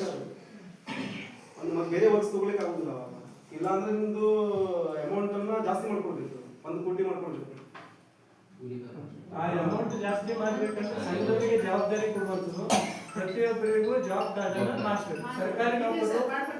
ಸರ್ಕಾರಿ ನೌಕರರು ಮತ್ತು ಅರೆ ಸರ್ಕಾರಿ ನೌಕರರನ್ನು ಹೊರತುಪಡಿಸಿ ಉಳಿದಂತ ಎಲ್ಲ ಬಿಪಿಎಲ್ ಇರ್ಬೋದು ಅಥವಾ ಸಣ್ಣ ರೈತರೇನಿದ್ದಾರೆ, ನಾವು ಕೆಲಸ ಮಾಡೋ ಅವರ ಜಾಬ್ ಕಾರ್ಡ್ ಅನ್ನ ಮಾಡಿಸಿದ್ರೆ ಇಲ್ಲಿ ಲೇಬರ್ ಸ್ವಲ್ಪ ಜಾಸ್ತಿ ಆಗಲಿಕ್ಕೆ ಸಾಧ್ಯತೆ. ಸರ್, ನಾವು ಕೆಲಸ ಮಾಡಿದ್ರು ಸಹ ಅದು ಆಗುದಿಲ್ಲ ಅಂತ ಹೇಳ್ತಾರೆ ಸರ್. ನಾವು ಕೆಲಸ ಮಾಡುವ ಎಲ್ಲ ಯೋಜನೆ ಎಲ್ಲ ಆಗಿತ್ತು, ಲಾಸ್ಟ್ ಎಂಡ್ ಟೈಮ್ ಮಾಡಿ ಹೋಗಿದ್ರೆ ಅದು ಆಗುದಿಲ್ಲ ಅಂತ ಹೇಳಿದ್ರು ಸರ್. ಟೆಕ್ನಿಕಲ್ ಇದು ಬರುತ್ತೆ, ಯಾಕೆ ಅಂತ ಸರ್ ಪ್ರತ್ಯೇಕ ಸಂಘತೆ ಮತ್ತೆ ಲಾಸ್ಟ್ ಟೈಮ್ ಅದು ಪೆಟ್ರೋಲ್ ಲಾಜಿಕ್ ಇದೆ, ಲಾಸ್ಟ್ ಟೈಮ್ ಅದು ಜಾನುವಾರು ಸಂಘತೆ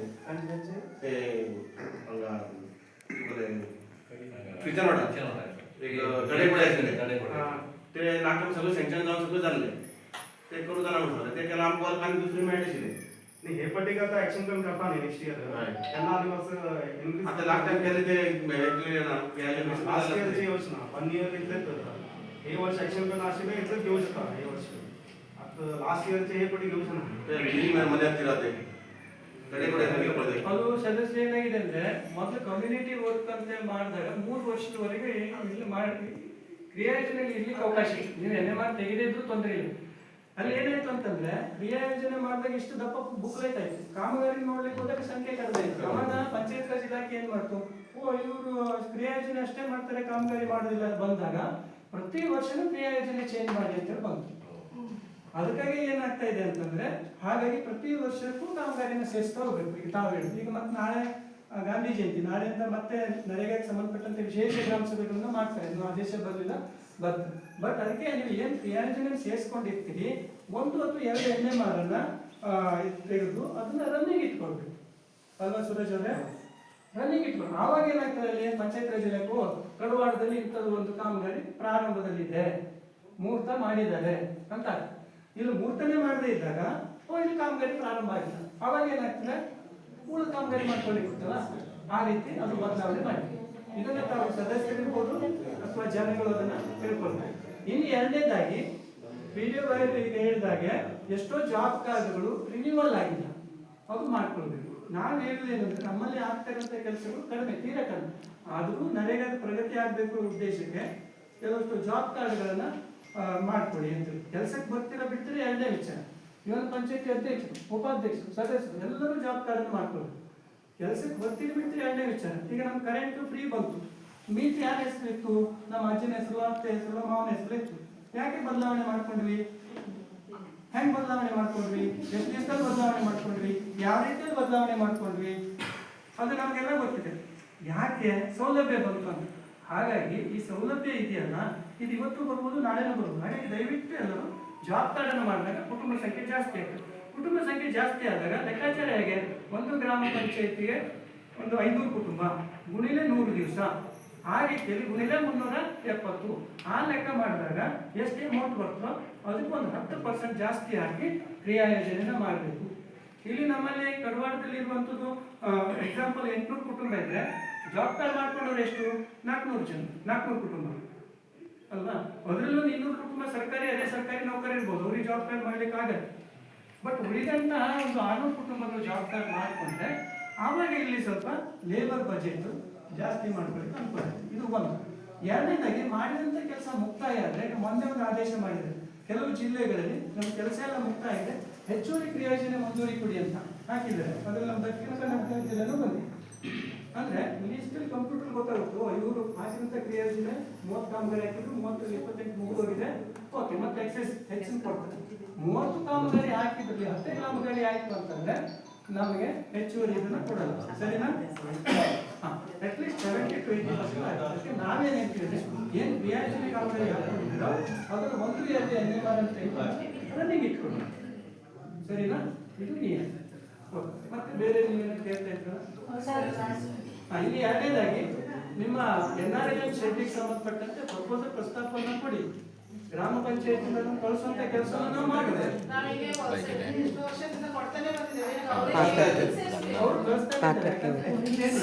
ಕೆಲವೊಂದಷ್ಟು ಇಲ್ಲಿ ನಾವು ಸರಿಪಡಿಸುವಂತ ತಿದ್ದುಪಡಿ ಮಾಡುತ್ತದೆ. ಇನ್ನು ಮೇಲೆ ನೋಡಿದಾಗ ಮೇಲೆ ನಮಗೆ ಅನುಮತಿಯನ್ನು ಕೊಡಬೇಕು. ಏನಾಗ್ತದೆ 60-40 ಅಂತ ಹೇಳೋದು. ಬಟ್ ನಾವಂತೂ ಹೇಳ್ತಾ ಇದ್ದೀವಿ, ಮತ್ತು ಗ್ರಾಮ ಪಂಚಾಯತಿ 60-40 ಮಾಡ್ಲಿಕ್ಕೆ ಹೋದ್ರೆ 60-40 ಏನು ಗೊತ್ತಾ, ಕೂಲಿ 60% ಇರಬೇಕು, ಸಾಮಗ್ರಿ 40%. ಇಂಥ ಬಿಲ್ಡಿಂಗ್ ಗಳನ್ನ ಕಟ್ಲಿಕ್ಕೆ ಹೋದಾಗ ಅವಾಗ ಸಾಮಗ್ರಿನೇ ಜಾಸ್ತಿ ಆಗುತ್ತೆ. ಬಟ್ ನಾವು ಅದನ್ನ ಏನು ರಿಕ್ವೆಸ್ಟ್ ಮಾಡ್ಕೊಳ್ಳೋದಂತಂದ್ರೆ ಒಂದು ಗ್ರಾಮ ಪಂಚಾಯತಿ 60-40 ನೋಡ್ತೀವಿ, ಹಾಗೆ ನೋಡ್ಲಿಕ್ಕೆ ಹೋದ್ರೆ ಅಭಿವೃದ್ಧಿ ಕೆಲಸಗಳು ಆಗೋದು ಕಡಿಮೆ ಆಗ್ತದೆ. ಅದನ್ನ ತಾಲೂಕು ಅಂತ ಉದಾಹರಣೆಗಾಗಿ ನಮ್ಮ ದೇವರಬಟ್ಟಿ ಗ್ರಾಮ ಪಂಚಾಯತಿಯಲ್ಲಿ ಅವ್ರು ಇಡೀ ತಾಲೂಕಿಗೆ ಆಶ್ರಯದಾರರು. ಯಾಕೆ? ಸುಮಾರು 80 ಲಕ್ಷದಷ್ಟು ಫಾರೆಸ್ಟ್ ವರ್ಕ್ಗಳನ್ನು ಮಾಡಿದ್ರು. ಅವರಲ್ಲಿ ಮಟೀರಿಯಲ್ ಇಲ್ಲ, ಅಲ್ಲಿ ಮಟೀರಿಯಲ್ ಕಾಮಗಾರಿ ಮಾಡಲಿಲ್ಲ. ಅಲ್ಲಿ ಅಷ್ಟು ಮಾಡಿರೋದ್ರಿಂದ ಉಳಿದ ಗ್ರಾಮ ಪಂಚಾಯತಿಯಲ್ಲಿ ಮಟೀರಿಯಲ್ ಕಾಮಗಾರಿಗಳು ಆಗ್ತಾ ಇದ್ದಾರೆ. ಹಾಗಾಗಿ ಆಶ್ರಯದಾತರು ಯಾರು? ದೇವರಬಟ್ಟಿ. ಅವರ ಮಟೀರಿಯಲ್ ಕಾಮಗಾರಿ ಇಲ್ಲ. ಅವರಲ್ಲಿ ಆ ರೀತಿ ಫಾರೆಸ್ಟ್ ವರ್ಕ್ ಮಾಡಿದ್ರೆ ಲೇಬರೇ ಜಾಸ್ತಿ. ಅದು ನಮ್ಮ ಉಳಿದ ಗ್ರಾಮ ಪಂಚಾಯತಿಗೆ ಸದ್ಯದ ಮಟ್ಟಿಗೆ ನಾವು ಉಸಿರಾಟ ಮಾಡ್ತಾ ಇದ್ವಿ. ಅರ್ಥ ಆಯ್ತಾ? ಬಟ್ ನಮ್ಮ ರಿಕ್ವಿಸಿಷನ್ ಮದುವೆನ ಕಳಿಸೋಣ, ಪ್ರಯತ್ನ ಮಾಡೋಣ. ಎಲ್ಲರೂ ಒಂದೇ ಸಲ ಆಗ್ತದೆ ಅಂತ ಹೇಳೋದು ಇಲ್ಲ. ಸ್ವಲ್ಪ ಸಮಾಧಾನ ತಾಳ್ಮೆಯಿಂದ ಹೋಗೋಣ. ಅಲ್ಲ, ಹಿಂದಿನಿಂದ ಅವರು ಅದಕ್ಕೊಂದು ಪ್ರಾಧಾನ್ಯತೆ ಕೊಡಬೇಕು, ಸಿನಿಯರಿಟಿಗೆ.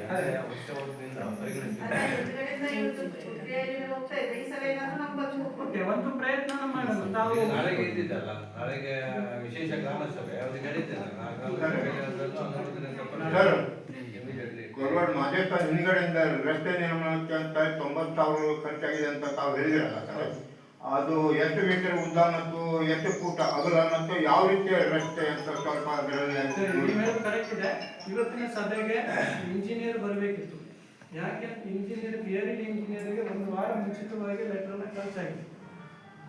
ಈಗ ನೋಡಿ ನಮ್ಮ ಮನೆಗೆ ಇಂಜಿನಿಯರ್ ಬಂದು ಅವರು ಬಂದು ಮಾಹಿತಿಯನ್ನು ಕೊಟ್ಟಿದ್ದಾರೆ.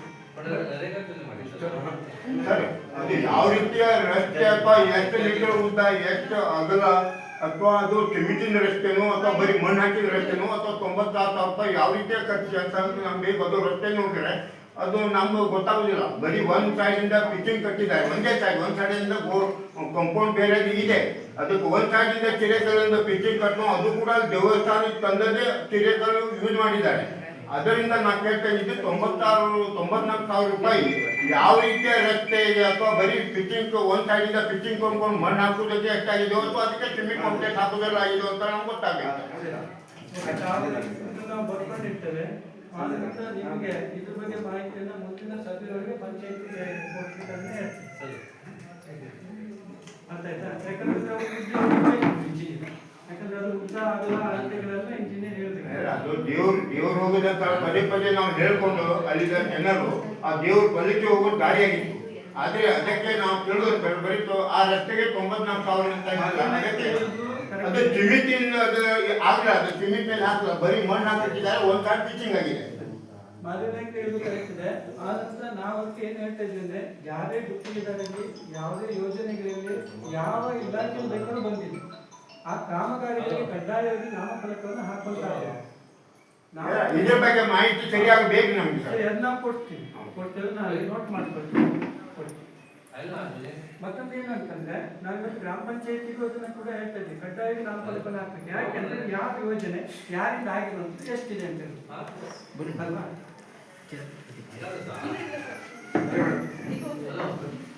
ಹಾಗಾಗಿ ಅದು ನಾಮಫಲಕವನ್ನು ಹಾಕ್ಲಿಕ್ಕೆ ನಮಸ್ಕಾರ.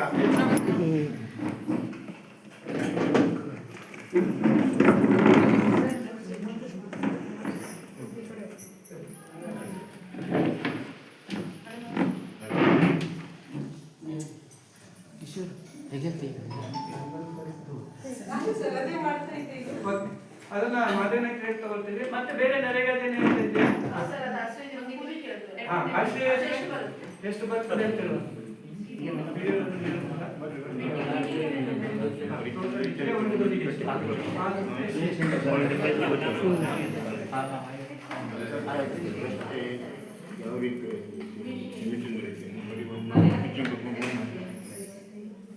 ಅವ್ರು ಕೇಳ್ತಾ ಇರೋದು ವಸತಿ ನಿಗಮದಿಂದ ಎಷ್ಟು ಬರ್ತದೆ, ನರೇಗಾದಲ್ಲಿ ಎಷ್ಟು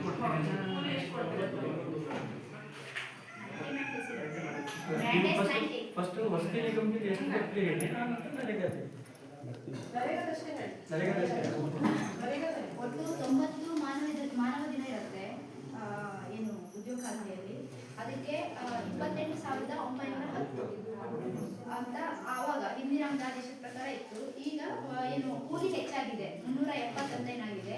ಹಾಗಾಗಿ 33,300 ಪ್ರತಿ ಕುಟುಂಬಕ್ಕೆ ಉದ್ಯೋಗ ಖಾತ್ರಿ ಯೋಜನೆಯಲ್ಲಿ ವಸತಿ ಯೋಜನೆಗೆ ಸಂಬಂಧಪಟ್ಟಾಗ ಏನು ಒಗ್ಗೂಡಿಸುವಿಕೆ ಏನಾಗುತ್ತೆ ಅದಕ್ಕೆ ಸಿಗುತ್ತೆ.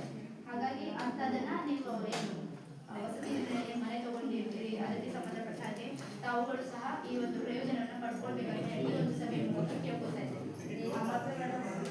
ಸರ್, ಅದು 24-25 ನೀವು ಓದಿದ್ರಲ್ಲ, ಅಲ್ಲಿ ಆಶ್ರಯದಲ್ಲಿ ಪಡೆದಂತ ಕೂಲಿ ಏನಿದೆ, ಒಬ್ರಿಗೆ ಹೆಚ್ಚು ಒಬ್ರು ಕಡಿಮೆ. ಈ ಪ್ರಶ್ನೆ ನಿಮ್ಮಿಂದಲೇ ಬರಬೇಕು ಅಂತ ಹೇಳೋದ್ರೆ ನಾವು ನಿರೀಕ್ಷೆ ಮಾಡ್ತಾ ಇದ್ದೀವಿ. ಇಲ್ಲಿ ಯಾಕೆ ಅಂತಂದ್ರೆ ಕೇಳೋದು ಕರೆಕ್ಟ್ ಇಲ್ಲ.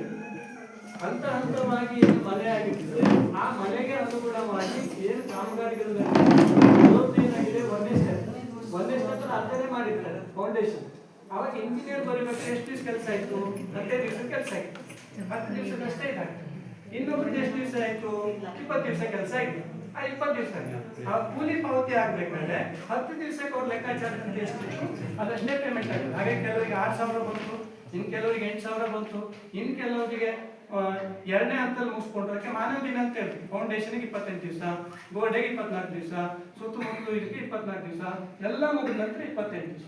ಹಾಗಾಗಿ ಆ ಮನೆ ಅವ್ರು ಯಾವ ರೀತಿಯಲ್ಲಿ ಕಟ್ಕೊಳ್ತಾ ಇದ್ದಾರೆ, ಎಷ್ಟು ದಿವಸಕ್ಕೆ ಲೆಕ್ಕಾಚಾರ ಇದೆ, ಅದಕ್ಕೆ ಅವರು NBN ಬರೀ ಅರ್ಥ ಆಯ್ತಾ.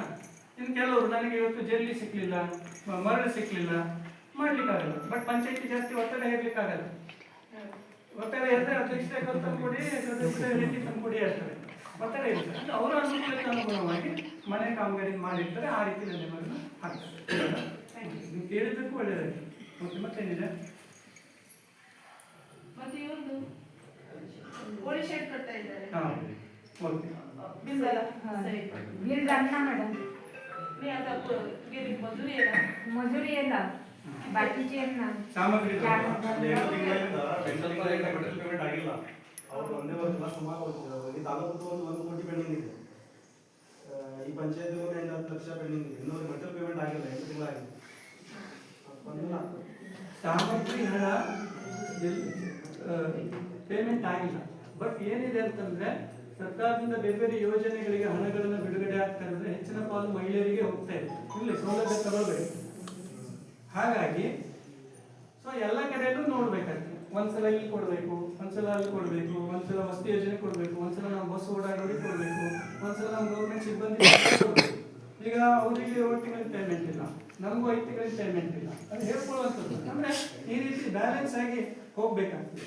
ಹಾಗಾಗಿ ಮಟೀರಿಯಲ್ಲು ಲೇಟ್ ಆಗ್ತದೆ, ಅದು ಎಲ್ಲೂ ಹೋಗಲ್ಲ. ಬಟ್ ನಿಮಗೆ ಪೇಮೆಂಟ್ ಆಗದಿದ್ರೆ ಪಂಚಾಯತ್ ರಾಜ್ ಇಲಾಖೆ ಬಿಡೋದಿಲ್ಲ. PDಯವರಿಗೆ ಹೇಳ್ತಾ ಇರ್ತೀವಿ, ಇವ್ರಿಗೆ ಯಾಕೆ ಪೇಮೆಂಟ್ ಆಗಿಲ್ಲ, ಇವ್ರಿಗೆ ಯಾಕೆ ಪೇಮೆಂಟ್ ಆಗಿಲ್ಲ, ಅರ್ಥ ಆಯ್ತಾ. ಬಟ್ ಸ್ವಲ್ಪ ಲೇಟ್ ಆಗುತ್ತೆ, ಸ್ವಲ್ಪ ತಾಳ್ಮೆ ಬೇಕು. ಮುಂದೆ ಸರಿ. ಇನ್ನು ಮತ್ತೇನಾಡಿದ್ರೆ ಕೇಳಿ. ಇನ್ನು ಜನರಲ್ ಒಂದು 2-3 ಪಾಯಿಂಟ್ಗಳಿದ್ದಾವೆ. ಆ ನಂತರದಲ್ಲಿ ನಮ್ಮ ಪಂಚಾಯತ್ ಅಧ್ಯಕ್ಷರು ಮಾತಾಡುವಂಥದ್ದು ಮುಂದಿನ ನಿಮ್ಮ ಕಾರ್ಯಕ್ರಮಗಳು ಇದ್ದಾವೆ. ಇನ್ನು ಇಲ್ಲಿ ಉದ್ಯೋಗ ಖಾತ್ರಿ ಯೋಜನೆಗೆ ಸಂಬಂಧಪಟ್ಟಂತಂದ್ರೆ ಒಂದು ಏನು ಯಾರು ದೇಶದಲ್ಲಿ ಇದ್ದೀರಿ, ಯಾರು APL ಇದ್ದು ಸಣ್ಣ ರೈತರಾಗಿದ್ದೀರಿ ಅಂಥವ್ರು ಎಲ್ಲರೂ ಉದ್ಯೋಗ ಚೀಟಿನ ಮಾಡ್ಕೊಳ್ಳಲಿಕ್ಕೆ ಅವಕಾಶ ಇದೆ. ಸ್ವಲ್ಪ ಕನ್ಫ್ಯೂಷನ್ ನಮ್ಮಲ್ಲಿ ಯಾರು ಇಲ್ಲ, 5 ಕೊಟ್ಟು ಜಾಗ ಇದ್ದವಿಲ್ಲ, ಎಲ್ಲ ಗುಂಟೆ ಲೆಕ್ಕದಲ್ಲೇ ಇದ್ದಾರೆ. ಅಂಥವ್ರು ಯಾರಿದ್ದೀರಿ ಗ್ರಾಮ ಪಂಚಾಯತಿಗೆ ಅರ್ಜಿಯನ್ನ ಕೊಡಿ, 15 ದಿವಸದ ಉದ್ಯೋಗ ಚೀಟಿಯನ್ನ ಪಡ್ಕೊಳ್ತೀರಿ. ಕೆಲಸಕ್ಕೆ ಬರುತ್ತೀರೋ ಅಥವಾ ಸೌಲಭ್ಯ ತಗೊಳ್ತೀರೋ ಅವರು ಆ ನಂತರ ನಿಮ್ಮ ಅರ್ಜಿಯನ್ನ ಸಲ್ಲಿಸೋದು. ಬಟ್ ಕಡ್ಡಾಯವಾಗಿ ಎಲ್ಲರೂ ಉದ್ಯೋಗ ಚೀಟಿ ಮಾಡ್ಕೊಳ್ಳಿ. ಹೌದು ಹೌದು, 5 ವರ್ಷಕ್ಕೊಂದ್ಸಲ ರಿನ್ಯೂವಲ್ ಮಾಡಬೇಕು. ಜಾಬ್ ಕಾರ್ಡ್ ಇಟ್ಟು ತಗೊಂಡು ಮನೆ ಫ್ರಂಟಲ್ಲಿ 15 ವರ್ಷಕ್ಕೆ ತಗೋಬೋದ್ರೆ ನಮ್ಮ ಭಾರತೀಯರು ಅಪ್ಡೇಟ್ ಅದನ್ನ ಯಾಕಂದ್ರೆ ಅದು ಚೇಂಜಸ್ ಇತ್ತು. ಆ ನಂತರ ಮತ್ತೊಂದು ಏನಿದೆ ಅಂತಂದ್ರೆ, ಯಾರು ನಮ್ಮಲ್ಲಿ ಕುಟುಂಬಸ್ಥರು ತೀರ್ಕೊಂಡಾಗ ಒಂದೇ ಸಲ ಬ್ಯಾಂಕ್ ಅಕೌಂಟ್ ಅನ್ನ ಕ್ಲೋಸ್ ಮಾಡಬೇಕು. ಅಂದ್ರೆ ಕೆಲವರು ಏನಾಗ್ತದೆ, ಇಮಿಡಿಯೇಟ್ ಸರ್ಕಾರಿ ನೌಕರರು ನಾನು ಹೇಳ್ತಾ ಇಲ್ಲ, ನಮ್ಮ ಫಲಾನುಭವಿ ಇಮಿಡಿಯೇಟ್ ನೀವು ಅವ್ರ ಅಕೌಂಟ್ ತೀರ್ಕೊಂಡಿದ್ದಾರೆ, ಬ್ಯಾಂಕ್ ಅಕೌಂಟ್ ಕ್ಲೋಸ್ ಮಾಡ್ಲಿಕ್ಕೆ ಹೋದ್ರೆ ಅವರಿಗೆ ಬರ್ತಕ್ಕಂಥ ಹಣ ಅವ್ರ ಅಕೌಂಟ್ಗೆ ಜಮಾ ಆಗುತ್ತೆ. ಉದಾಹರಣೆ ನರೇಗಾದಿರ್ಬೋದು ಅಥವಾ ನಿಮ್ಮ ಪೆನ್ಷನ್ ಸ್ಕೀಮ್ಗಳಿರ್ಬೋದು, ಅವು ಸ್ವಲ್ಪ ಬರ್ಲಿಕ್ಕೆ ಲೇಟ್ ಆಗುತ್ತೆ. ಹಾಗಾಗಿ ಒಂದು 6 ತಿಂಗಳವರೆಗೆ ಅದು ವೇಟ್ ಮಾಡಿ. ಬಟ್ ಸರ್ಕಾರಿ ನೌಕರರಿದ್ರೆ ಅದು ಕಡ್ಡಾಯವಾಗಿ 1 ತಿಂಗಳವರೆಗೆ ಮಾಹಿತಿಯನ್ನು ಕೊಡಬೇಕು. ಇನ್ನು ಮೂರನೇ ವಿಚಾರ ಅಂತಂದ್ರೆ, ಪ್ರತಿಯೊಬ್ಬರು ಕೂಡ ಆಧಾರ್ ಕಾರ್ಡ್ ಮತ್ತು ಪಾನ್ ಕಾರ್ಡ್ ಅನ್ನು ಮಾಡ್ಕೊಳ್ಳೋದು. ಆಧಾರ್ ಕಾರ್ಡ್ ಅಲ್ಲಿ ಇರುವಂತಹ ಹೆಸರು ಪಾನ್ ಕಾರ್ಡ್ ಅಲ್ಲಿ ಕೂಡ ಇರಬೇಕು. ವಿಶೇಷವಾಗಿ ನಮ್ಮ ಮಹಿಳೆಯರಿಗೆ ಆಧಾರ್ ಕಾರ್ಡ್ ಅಲ್ಲಿ ಒಂದು ಹೆಸರು, ಇಲ್ಲೊಂದು ಹೆಸರು. ಆದ್ರೆ ನೀವು ಹೆಸರನ್ನ ಕೊಡ್ಬೇಕಾದ್ರೆ ನಿಮ್ಮ ಆಧಾರ್ ಕಾರ್ಡ್ ಅಲ್ಲಿ ಏನಿದೆಯೋ ಅದನ್ನೇ ಕೊಡಿ. ಯಾಕಂದ್ರೆ ಕೆಲವಷ್ಟು ನಮ್ಮ ಗ್ರಾಮ ಪಂಚಾಯತಿಗೆ ಒಂದ್ ಹೆಸರು ಅದು ಕೊಡ್ತೀವಿ, ಒಂದ್ ಹೆಸರು ಇದು ಕೊಡ್ತೀವಿ. ಆ ಪ್ರಕರಣಗಳು ಈಗೆಲ್ಲ ಕರ್ನಾಟಕದಲ್ಲಿ ಪ್ರತಿ 6 ತಿಂಗಳಿಗೊಮ್ಮೆ ಬ್ಯಾಂಕ್ಗೆ ಹೋಗಿ ನಿಮ್ಮ ಬ್ಯಾಂಕ್ ಪಾಸ್ ಪುಸ್ತಕವನ್ನ ಚೆಕ್ ಮಾಡಿ. ಇನ್ನು ಸಂಘದವರಿಗೆ ನಾವು ಹೇಳ್ಬೇಕು ಅಂತಂದ್ರೆ, ಸಂಘದ ಸಭೆಗಳಲ್ಲಿ ತಾವು ಮಾಡ್ತಾ ಇದ್ದಾಗ ದಸರಾ ಅದು ಇದು ಕಾರ್ಯಕ್ರಮ, ಚಟುವಟಿಕೆ, ಚರ್ಚೆ, ಮಾರ್ಕೆಟ್ ಅದೆಲ್ಲ ಮಾತಾಡಿ. ಅದರ ಜೊತೆಯಲ್ಲಿ ಪಾಸ್ಬುಕ್ಗಳನ್ನು ಓದೋದು ತಿಳಿಸ್ಕೊಳ್ಳಿ. ಯಾಕಂದ್ರೆ ಎಲ್ಲ ಇಂಗ್ಲಿಷ್ ನಲ್ಲಿ ಎಂಟ್ರಿ ಆಗ್ತಾ ಇದೆ. ಕೆಲವೊಂದಷ್ಟೆಲ್ಲ ಶಾರ್ಟ್ ಆಗಿ ಬರ್ತದೆ. PM ಕಿಸಾನ್ ಯೋಜನೆ PMG ಅಷ್ಟೇ ಬಂದಿತ್ತು, MG ನರೇಗಾ ಇರೋದು MG ಅಷ್ಟೇ ಬಂದಿತ್ತು, ವಸತಿ ಯೋಜನೆದು PMG ಅಷ್ಟೇ ಬಂದಿತ್ತು. ಬಟ್ ಜನಗಳಿಗೆ ಗೊತ್ತಾಗುತ್ತೆ ಅದು ಕಿಸಾನ್ ಯೋಜನೆ ಬಂತ ಇತ್ತು. ಹಾಗಾಗಿ ಆ ಮಾಹಿತಿಯನ್ನ ತಾವು ಸಂಘದಲ್ಲಿದ್ದವರು ಅವರಿಗೆ ತಿಳಿಸ್ಕೊಡ್ಬೇಕು. ಅಂದ್ರೆ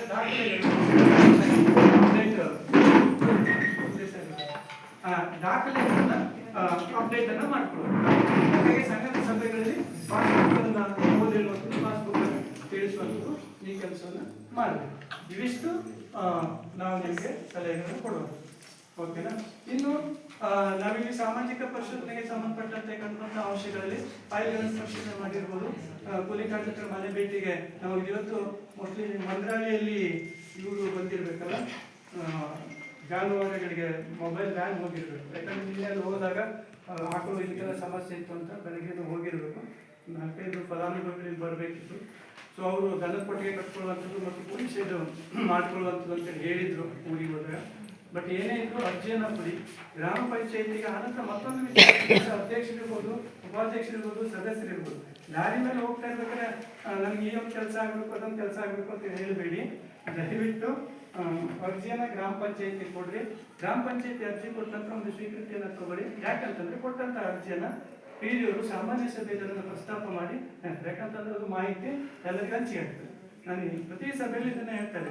ಹಾಗೆ ಅಧ್ಯಕ್ಷ ಉಪಾಧ್ಯಕ್ಷ ಹೋಗೋ ಟೈಮಿಗೆ ಮಗೆಲೆ ಕಾಮಾಶಿಲೆ ಹೆಸಿಲ್ಲ ಅಂತ ಮತ್ತೆ ನೀವು ಯಾವಾಗ ಕೇಳ್ತೀವಿ, ದಸರಾ ಟೈಮಿಗೆ ಕೊಟ್ಟೆ, ಮಳೆಗಾಲ ಟೈಮಿಗೆ ಕೊಟ್ಟೆ ಅಂತ ಹೇಳುತ್ತೆ. ಹಾಗಾಗಿ ಲಿಖಿತವಾಗಿ ಅರ್ಜಿಯನ್ನು ಕೊಟ್ಟಾಗ ಗ್ರಾಮ ಪಂಚಾಯತಿ ದಾಖಲೆ ಆಗ್ತದೆ. ಸಾಮಾನ್ಯ ಸಭೆಯಲ್ಲಿ ಅದನ್ನ ಓದಿ ಹೇಳಲಿಕ್ಕೆ ಅನುಕೂಲ ಆಗ್ತದೆ ಮತ್ತು ಕ್ರಿಯಾ ಯೋಜನೆಯನ್ನ ತಯಾರು ಮಾಡಲಿಕ್ಕೆ ಅನುಕೂಲ ಆಗ್ತದೆ. ಹಾಗಾಗಿ ಕೆಲವು ಮಂತ್ರಾಲಯದಲ್ಲಿ ಕೂಲಿ ಕಾರ್ಮಿಕರ ಮನೆ ಭೇಟಿಯನ್ನು ಮಾಡಿದ್ವಿ, ಕೆಲವು ಕಾಮಗಾರಿಗಳನ್ನ ನೋಡಿದ್ವಿ. ದಾಖಲೆಗಳ ನಿರ್ವಹಣೆಯಲ್ಲಿ ಇಲ್ಲಿ ಹಂತವಾದ ಫೋಟೋಗಳನ್ನ ಇಟ್ಕೊಂಡಿದ್ದಿದೆ. ಆ ನಂತರ ವಿಡಿಯೋ ಸಿಗ್ನೇಚರ್, ಅಧ್ಯಕ್ಷ ಸಿಗ್ನೇಚರ್, ಆದ್ರೂ ಒಂದು 2 ಕೂಲಿ ಕಾರ್ಮಿಕರ ಸಹಿ ಆಗಬೇಕಾಗಿದೆ. ಒಂದು ರಂಜನಾ ರಾಜೇಶ್ ನಾಯ್ಕ ಬಸವ ವಸ್ತಿ ಮನೆ, ಸೊ ಅವ್ರದೇ ಮನೆ ಕಾಮಗಾರಿಗಳನ್ನ ಗ್ರಾಮ ಪಂಚಾಯತಿ ನಿಮಗೆ ಕೊಟ್ಟಂತ ಸಂದರ್ಭದಲ್ಲಿ ನಿಮ್ಮನೆ ಕೆಲಸ ನೀವೇ ಮಾಡ್ಕೊಂಡಿರ್ತೀರಿ ಅಲ್ವಾ? ಸೊ ಅದಕ್ಕೆ ಸಂಬಂಧಪಟ್ಟಂತೆ ಸಹಿಯನ್ನ ಹಾಕಬೇಕಾಗಿದೆ. ಒಂದು ನಮ್ಮ ಅಧ್ಯಕ್ಷ ಉಪಾಧ್ಯಕ್ಷ ಸದಸ್ಯರು ನಿಮ್ಮ ಮನೆಯವ್ರ ಸಹಿ ತಗೊಳ್ಬೇಕಾ ಅಥವಾ ನೀವು ಬಂದು ಸಹಿ ಮಾಡ್ತೀರಾ? ಬರಬೇಕಲ್ವಾ? ಪಂಚಾಯತಿಗೆ ಬಂದಾಗ ನಿಮಗೆ ಸಾಕಷ್ಟು ಮಾಹಿತಿಗಳು ಸಿಗ್ತವೆ, ಬೇರೆ ಬೇರೆ ಯೋಜನೆ ಮಾಹಿತಿಗಳು ಸಿಗ್ತವೆ. ಅಂಗಡಿವಾಡ ಮುಖ್ಯಸ್ಥರು ಎಲ್ಲರೂ ಬಂದಿದ್ದು ಮನೆಯವರಿಗೆ ಈ ಒಂದು ಇದರಲ್ಲಿ ರಮೇಶ್ ಅವ್ರದ್ದು ಮತ್ತು ರಿಯಾ ಅವರು ಸಿಗ್ನೇಚರ್ ಇದೆಯಲ್ಲ, ಈ ಸಿಗ್ನೇಚರ್ನ ತಗೊಳ್ಬೇಕಾಗಿದೆ. ಏನು ಕಾಮಗಾರಿ ಮಾಡಿದ ಕಾಮಗಾರಿ ಸ್ಥಳದಲ್ಲಿ ನಾಮಫಲಕಗಳನ್ನು ಹಚ್ಚಬೇಕಾಗಿದೆ. ನಾವು ಚರ್ಚೆಯಲ್ಲಿ ತೆಗೆದುಕೊಂಡಂತ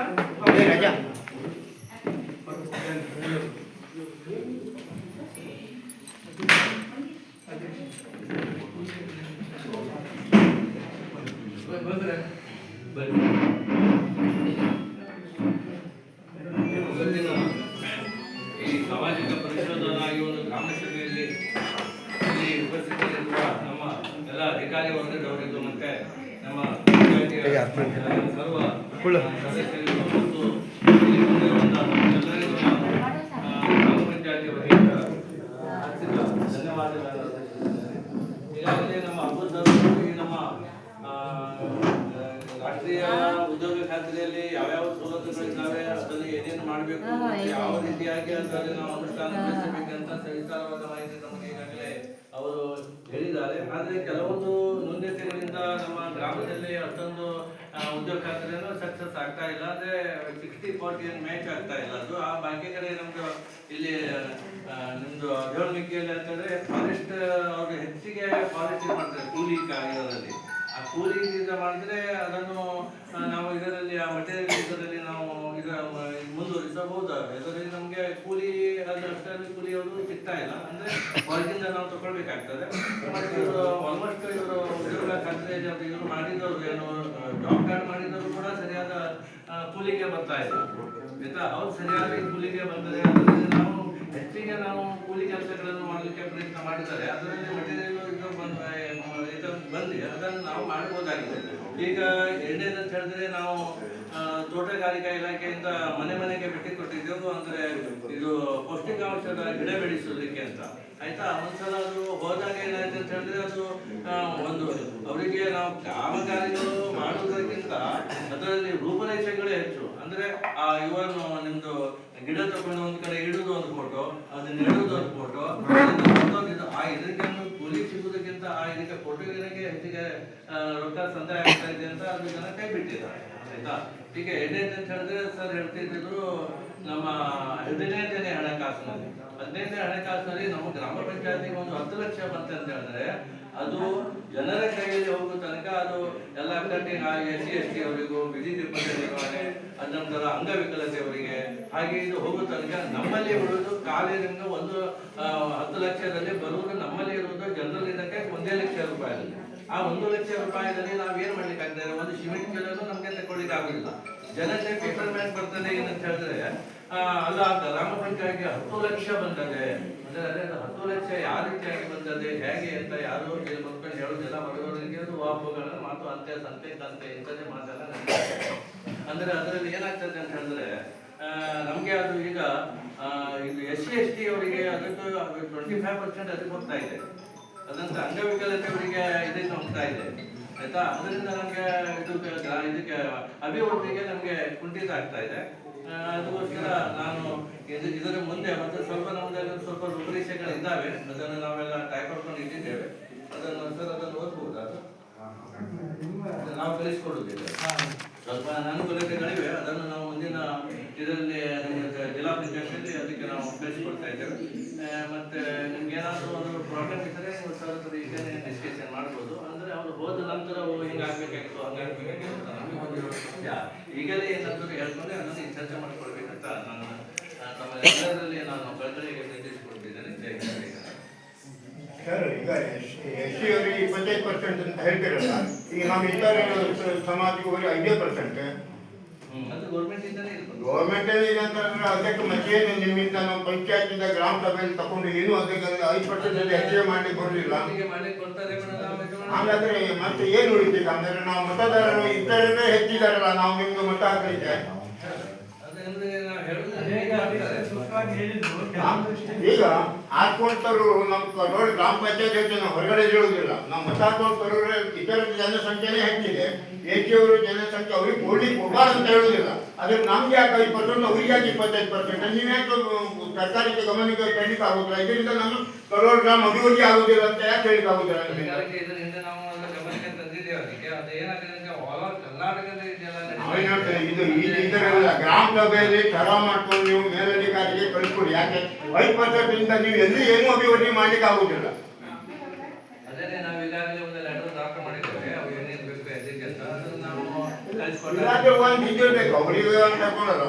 ಜನಸಂಖ್ಯೆ ಪರ್ಸೆಂಟೇಜ್ ಮೇಲಿಂದ ಆಧಾರ ಕೊಟ್ಟರೆ ಅವರಿಗೆ ಹೆಚ್ಚಿಗೆ ಕೊಟ್ಟಿದ್ದರಿಂದ ನಾವು ಹೇಳುದಿಲ್ಲ. ಅವ್ರಿಗೆ 25% ಕೊಟ್ಟಾಗ ನಾವು ಇಷ್ಟು ಜನಸಂಖ್ಯೆಗೆ 5% ಇಂದ ನೀವು ಏನು ಮಾಡ್ಲಿಕ್ಕೆ ಆಗುದಿಲ್ಲ ಅಂತ ಹೇಳ್ಕೊಂಡು ನೀವು ನಮ್ಗೆ ಅಧ್ಯಕ್ಷ ಹಾಕೊಂಡು ಕೈ ಮೇಲೆ ಇಟ್ಕೊಂಡಿದ್ರೆ ಅದಕ್ಕೆ ಏನಾದರೂ ಇದಿಲ್ಲ, ದಾರಿ ಇಲ್ಲ. ಮುಂದಕ್ಕೊಂಡು ನೀವು ಮೇಲಧಿಕಾರಿಗಳಿಂದ ಇದು ಮಾಡ್ಕೊಂಡು ನಮ್ಮ ಹೆಚ್ಚಿಗೆ ರೀತಿಯಲ್ಲಿ ಅಭಿವೃದ್ಧಿಗೆ ಬೇಕು ಅಂತ ಹೇಳುವಂಥದ್ದು ಮಾಡ್ಬೇಕು ನೀವು ಗ್ರಾಮ ಸಭೆಯಲ್ಲಿ. ಕಳಿಸ್ಕೊಡ್ಲಿಕ್ಕೆ ಆಗ್ತಾ ಇದ್ದಾರೆ. ಆದ್ರೆ ಯಾಕೆ ಅಂತ ಹೇಳಿದ್ರೆ ನಿಮ್ದು ಅದು ಒಂದೇ ಗ್ರಾಮಕ್ಕೆ ಸೀಮಿತವಾಗಿರುವುದಿಲ್ಲ. ಅದು ಒಂದೇ ಗ್ರಾಮಕ್ಕೆ ಸೀಮಿತವಾಗುವುದಿಲ್ಲ, ಸರಿ, ಅದು ನಾವು ಹೋಗ್ತೇವೆ. ಆದ್ರೆ ಈ ಚರ್ಚೆಗೆ ಬರ್ದೆ ಇದು ನಾವು ಹೆಚ್ಚಿಗೆ ಪರ್ಸೆಂಟ್ ತರಲಿಕ್ಕೆ ಆಗುದಿಲ್ಲ. ಕರ್ನಾಟಕದಲ್ಲಿ 6 ಇದ್ದಾವೆ. ಈಗ ಅಧ್ಯಕ್ಷ ಸದಸ್ಯರು ಕೆಲವೊಂದು ಈ ಪಂಚಾಯತ್ ಇರ್ಬೋದು, ಬೇರೆ ಪಂಚಾಯತ್ ಇರ್ಬೋದು, 5-6 ಪಾಯಿಂಟ್ಗಳನ್ನು ಚರ್ಚೆ ಮಾಡಿದ್ದಾರೆ. ಒಂದೇನು ಕೇಳಿದ್ರೆ ಇಲ್ಲಿ ಏನು ಬಡ್ಡಿಯನ್ನು ವಾಪಸ್ ಹೋಗ್ತಾ ಇದೆ ಅದು ನಮಗೆ ಬರಬೇಕು, ಅಥವಾ ಫ್ಲಡ್ ಬರ್ತಾ ಇದೆ, ಫ್ಲಡ್ ಬಂದು ಗೋಣಿ ಹಾಕಿ ದುಡ್ಡಿಲ್ಲ, ಅದಕ್ಕೊಂದು 2-3 ಲಕ್ಷ ರೂಪಾಯಿನ DC ಫಂಡಿಂದ ನೇರ ಗ್ರಾಮ ಪಂಚಾಯತಿಗೆ ಕೊಡಿ ಅಂತ ಹೇಳ್ತಾರೆ. ಇನ್ನು ಎರಡನೇದಾಗಿ ಬಸ್ ಸ್ಟ್ಯಾಂಡ್ ಇದೆ, ರಸ್ತೆ ಪಕ್ಕ ಇದೆ, ಅದನ್ನ PWD ಮಾಡ್ತಾರೆ, ಗ್ರಾಮ ಪಂಚಾಯತಿನಲ್ಲಿ ಕ್ಲೀನ್ ಮಾಡಿ ಅಂತ ಹೇಳ್ತಾರೆ. ಅದ್ರ ಬುಷ್ ಕಟ್ಟಿಂಗ್ ಅನ್ನ ಕ್ಲೀನ್ ಅದೆಲ್ಲ ಒಂದಷ್ಟು ಪಾಯಿಂಟ್ಗಳನ್ನ ಹಾಕಿದ್ದಾರೆ. ಒಂದೇ ಪಂಚಾಯತಿನ ಅಲ್ಲ, ಬಟ್ ಅದನ್ನ ಅವ್ರು ಲೆಟರ್ ಅನ್ನ ಮಾಡ್ಲಿಕ್ಕೆ ಇದು ಒಂದು ಪಂಚಾಯತ್ ಅಲ್ಲ, ಬೇರೆ ಪಂಚಾಯತ್ ಅಲ್ಲ. ಆ ನಂತರದಲ್ಲಿ ಕೆಲವೊಂದಷ್ಟು ಘನತ್ಯಾಜ್ಯ ಘಟಕ, ಈಗ ಅದೇ ಹೇಳಿದ್ವ ಘನತ್ಯಾಜ್ಯ ಘಟಕ ಮಾಡಿ ಅಂತ ಹೇಳಿದ್ರೆ ಬಹು ಅಮೌಂಟ್ ಕಡಿಮೆ. ಘನತ್ಯಾಜ್ಯ ಘಟಕ ಹೇಗೆ ಮಾಡಬೇಕು? ಅದನ್ನ ಘನತ್ಯಾಜ್ಯ ಘಟಕ ರಿಕ್ಷಾಕ್ಕೆ ಡ್ರೈವರಿಗೆ ಆ ನಂತರದಲ್ಲಿ ಪೆಟ್ರೋಲ್ ಹಾಕ್ಲಿಕ್ಕೆ ಅದು ಜನರಿಂದ ಈಗ ನಮ್ಮ ಕರೋಡ್ ಗ್ರಾಮದಲ್ಲಿ ಇಟ್ಕೊಂಡು ಅವರಿಗೆ 25% ಹೋಗಿಲ್ಲ, ಅವ್ರದೇ ಏರಿಯಾ ಇಂಪ್ರೂವ್ ಆಗ್ತಾ ಹೋಗ್ತದೆ. ಬಾಕಿ ಏರಿಯಾ ನಾವು ಇಂಪ್ರೂವ್ ಆಗುದಿಲ್ಲ ಅಂದ್ರೆ ಯಾರಿಗೆ ಕೇಳ್ಬೇಕು? ನಾವು ಹಾಕೊಂಡು ಮತ ಹಾಕೊಂಡು ಹಾಕೊಂಡು ಅಧಿಕಾರಿಯೇ ಕೇಳ್ಬೇಕಲ್ಲ, ನಮ್ಮ ಮತ್ತೆ ಯಾರಿಗೆ ಕೇಳಿ ಆಗ್ತದೆ?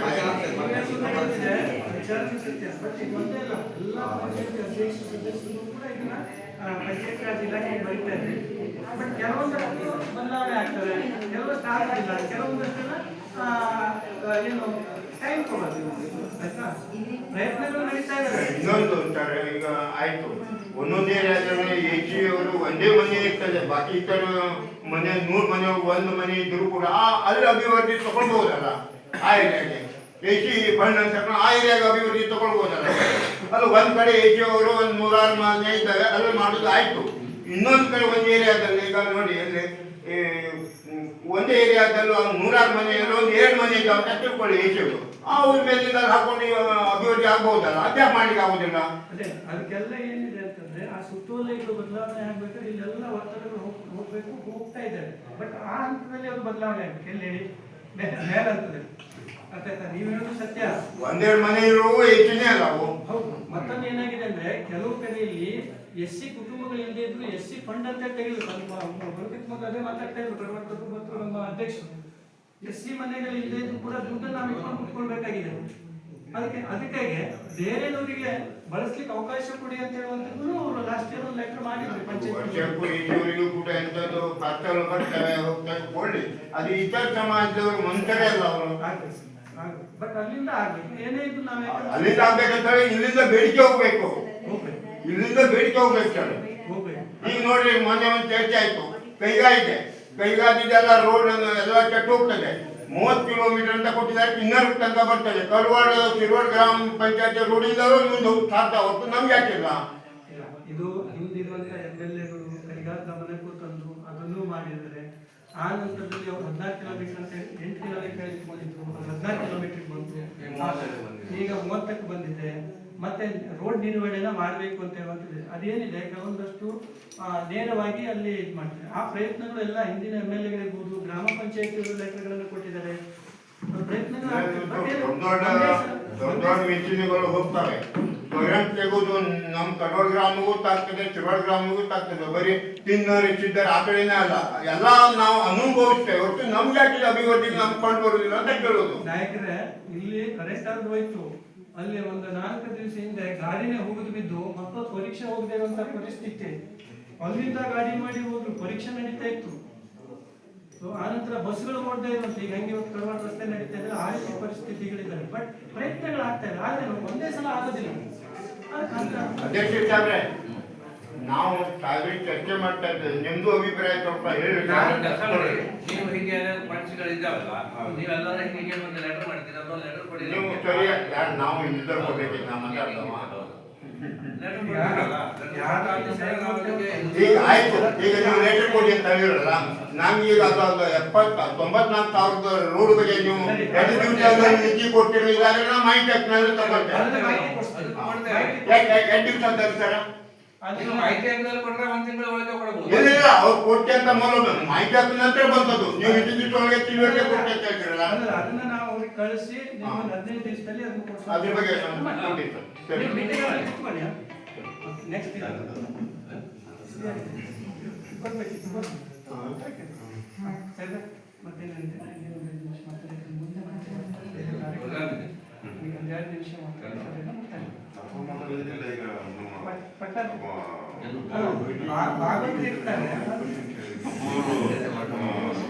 ಈಗ ನಾನೀಗ 2ನೇ ಪೀಳಿಗೆಲ್ಲ ಇದು 2ನೇ ಈಗ ಈ ಸಾಮಾಜಿಕ ಪರಿಶೋಧನೆ ಅನ್ನೋದು ಕೇಂದ್ರ ಸರ್ಕಾರದ ಅನುದಾನ ಬರ್ತಾ ಇರ್ತದೆ. ಆ ಕೇಂದ್ರ ಸರ್ಕಾರದ ಅನುದಾನವನ್ನ ಯಾವ ರೀತಿ ಯೂಸ್ ಆಗ್ತದೆ ಅಂತ ಅದನ್ನ ಪರಿಶೀಲನೆ ಮಾಡಲಿಕ್ಕೆ ಒಂದು ಸಂಸ್ಥೆ ಸಹಯೋಗದಲ್ಲಿ ಮಾಡ್ತಾ ಇದ್ದಾರೆ. ಅದನ್ನ ಇದು ಪಂಚಾಯತ್ ಒಂದೇ ಅಲ್ಲ, ನಮ್ಮಲ್ಲಿ ಶಾಲೆಗೆ ಈಗ ಒಂದು ಸುಮಾರು 2-3 ತಿಂಗಳಿಂದ ಶಾಲೆ ಹೋಗ್ತಾ ಇದ್ದಾರೆ. ಶಾಲೆಗಳಿಗೆ ಸೆಂಟ್ರಲ್ ಇಂಪ್ರೂವ್ಮೆಂಟ್, ಆಮೇಲೆ ಅಕ್ಷರದಾಸೋಹದ ಕಾರ್ಯಕ್ರಮ, ಪಂಚಾಯತದಲ್ಲಿ ಇದೆಲ್ಲ ಇವರು ಮಾಡ್ತಾ ಇದ್ದಾರೆ. ಈಗ ಸಮಸ್ಯೆಗಳನ್ನ ಹೇಳ್ತಾ ಇದ್ದೀರಿ, ಅವರು ಬಂದು ನಮ್ಮ ಸಮಸ್ಯೆಗಳನ್ನ ಬಗೆಹರಿಸಲಿಕ್ಕೆ ಆಗುದಿಲ್ಲ. ಮತ್ತೆ ಅವರಿಗೇನಾಗಿದೆ, ಇದ್ದದ್ದನ್ನ ಯಾವ ರೀತಿ ಮಾಡಿದ್ದಾರೆ, ಇನ್ನೇನಾಗಬೇಕು ಅನ್ನೋ ಸಲಹೆಯನ್ನ ಅವರ ಟೀಮ್ನಿಂದ ಕೊಡ್ತಾ ಇದ್ದಾರೆ. ನಿಮ್ಗೀಗ ಈ ಸಭೆಗಳ ಉದ್ದೇಶ ಅಂದ್ರೆ ಅವರು ಪರಿಶೀಲನೆ ಮಾಡಿದ ಅಂಶವನ್ನು ನಿಮ್ಮ ಮುಂದೆ ಇಟ್ಟಿದ್ದಾರೆ.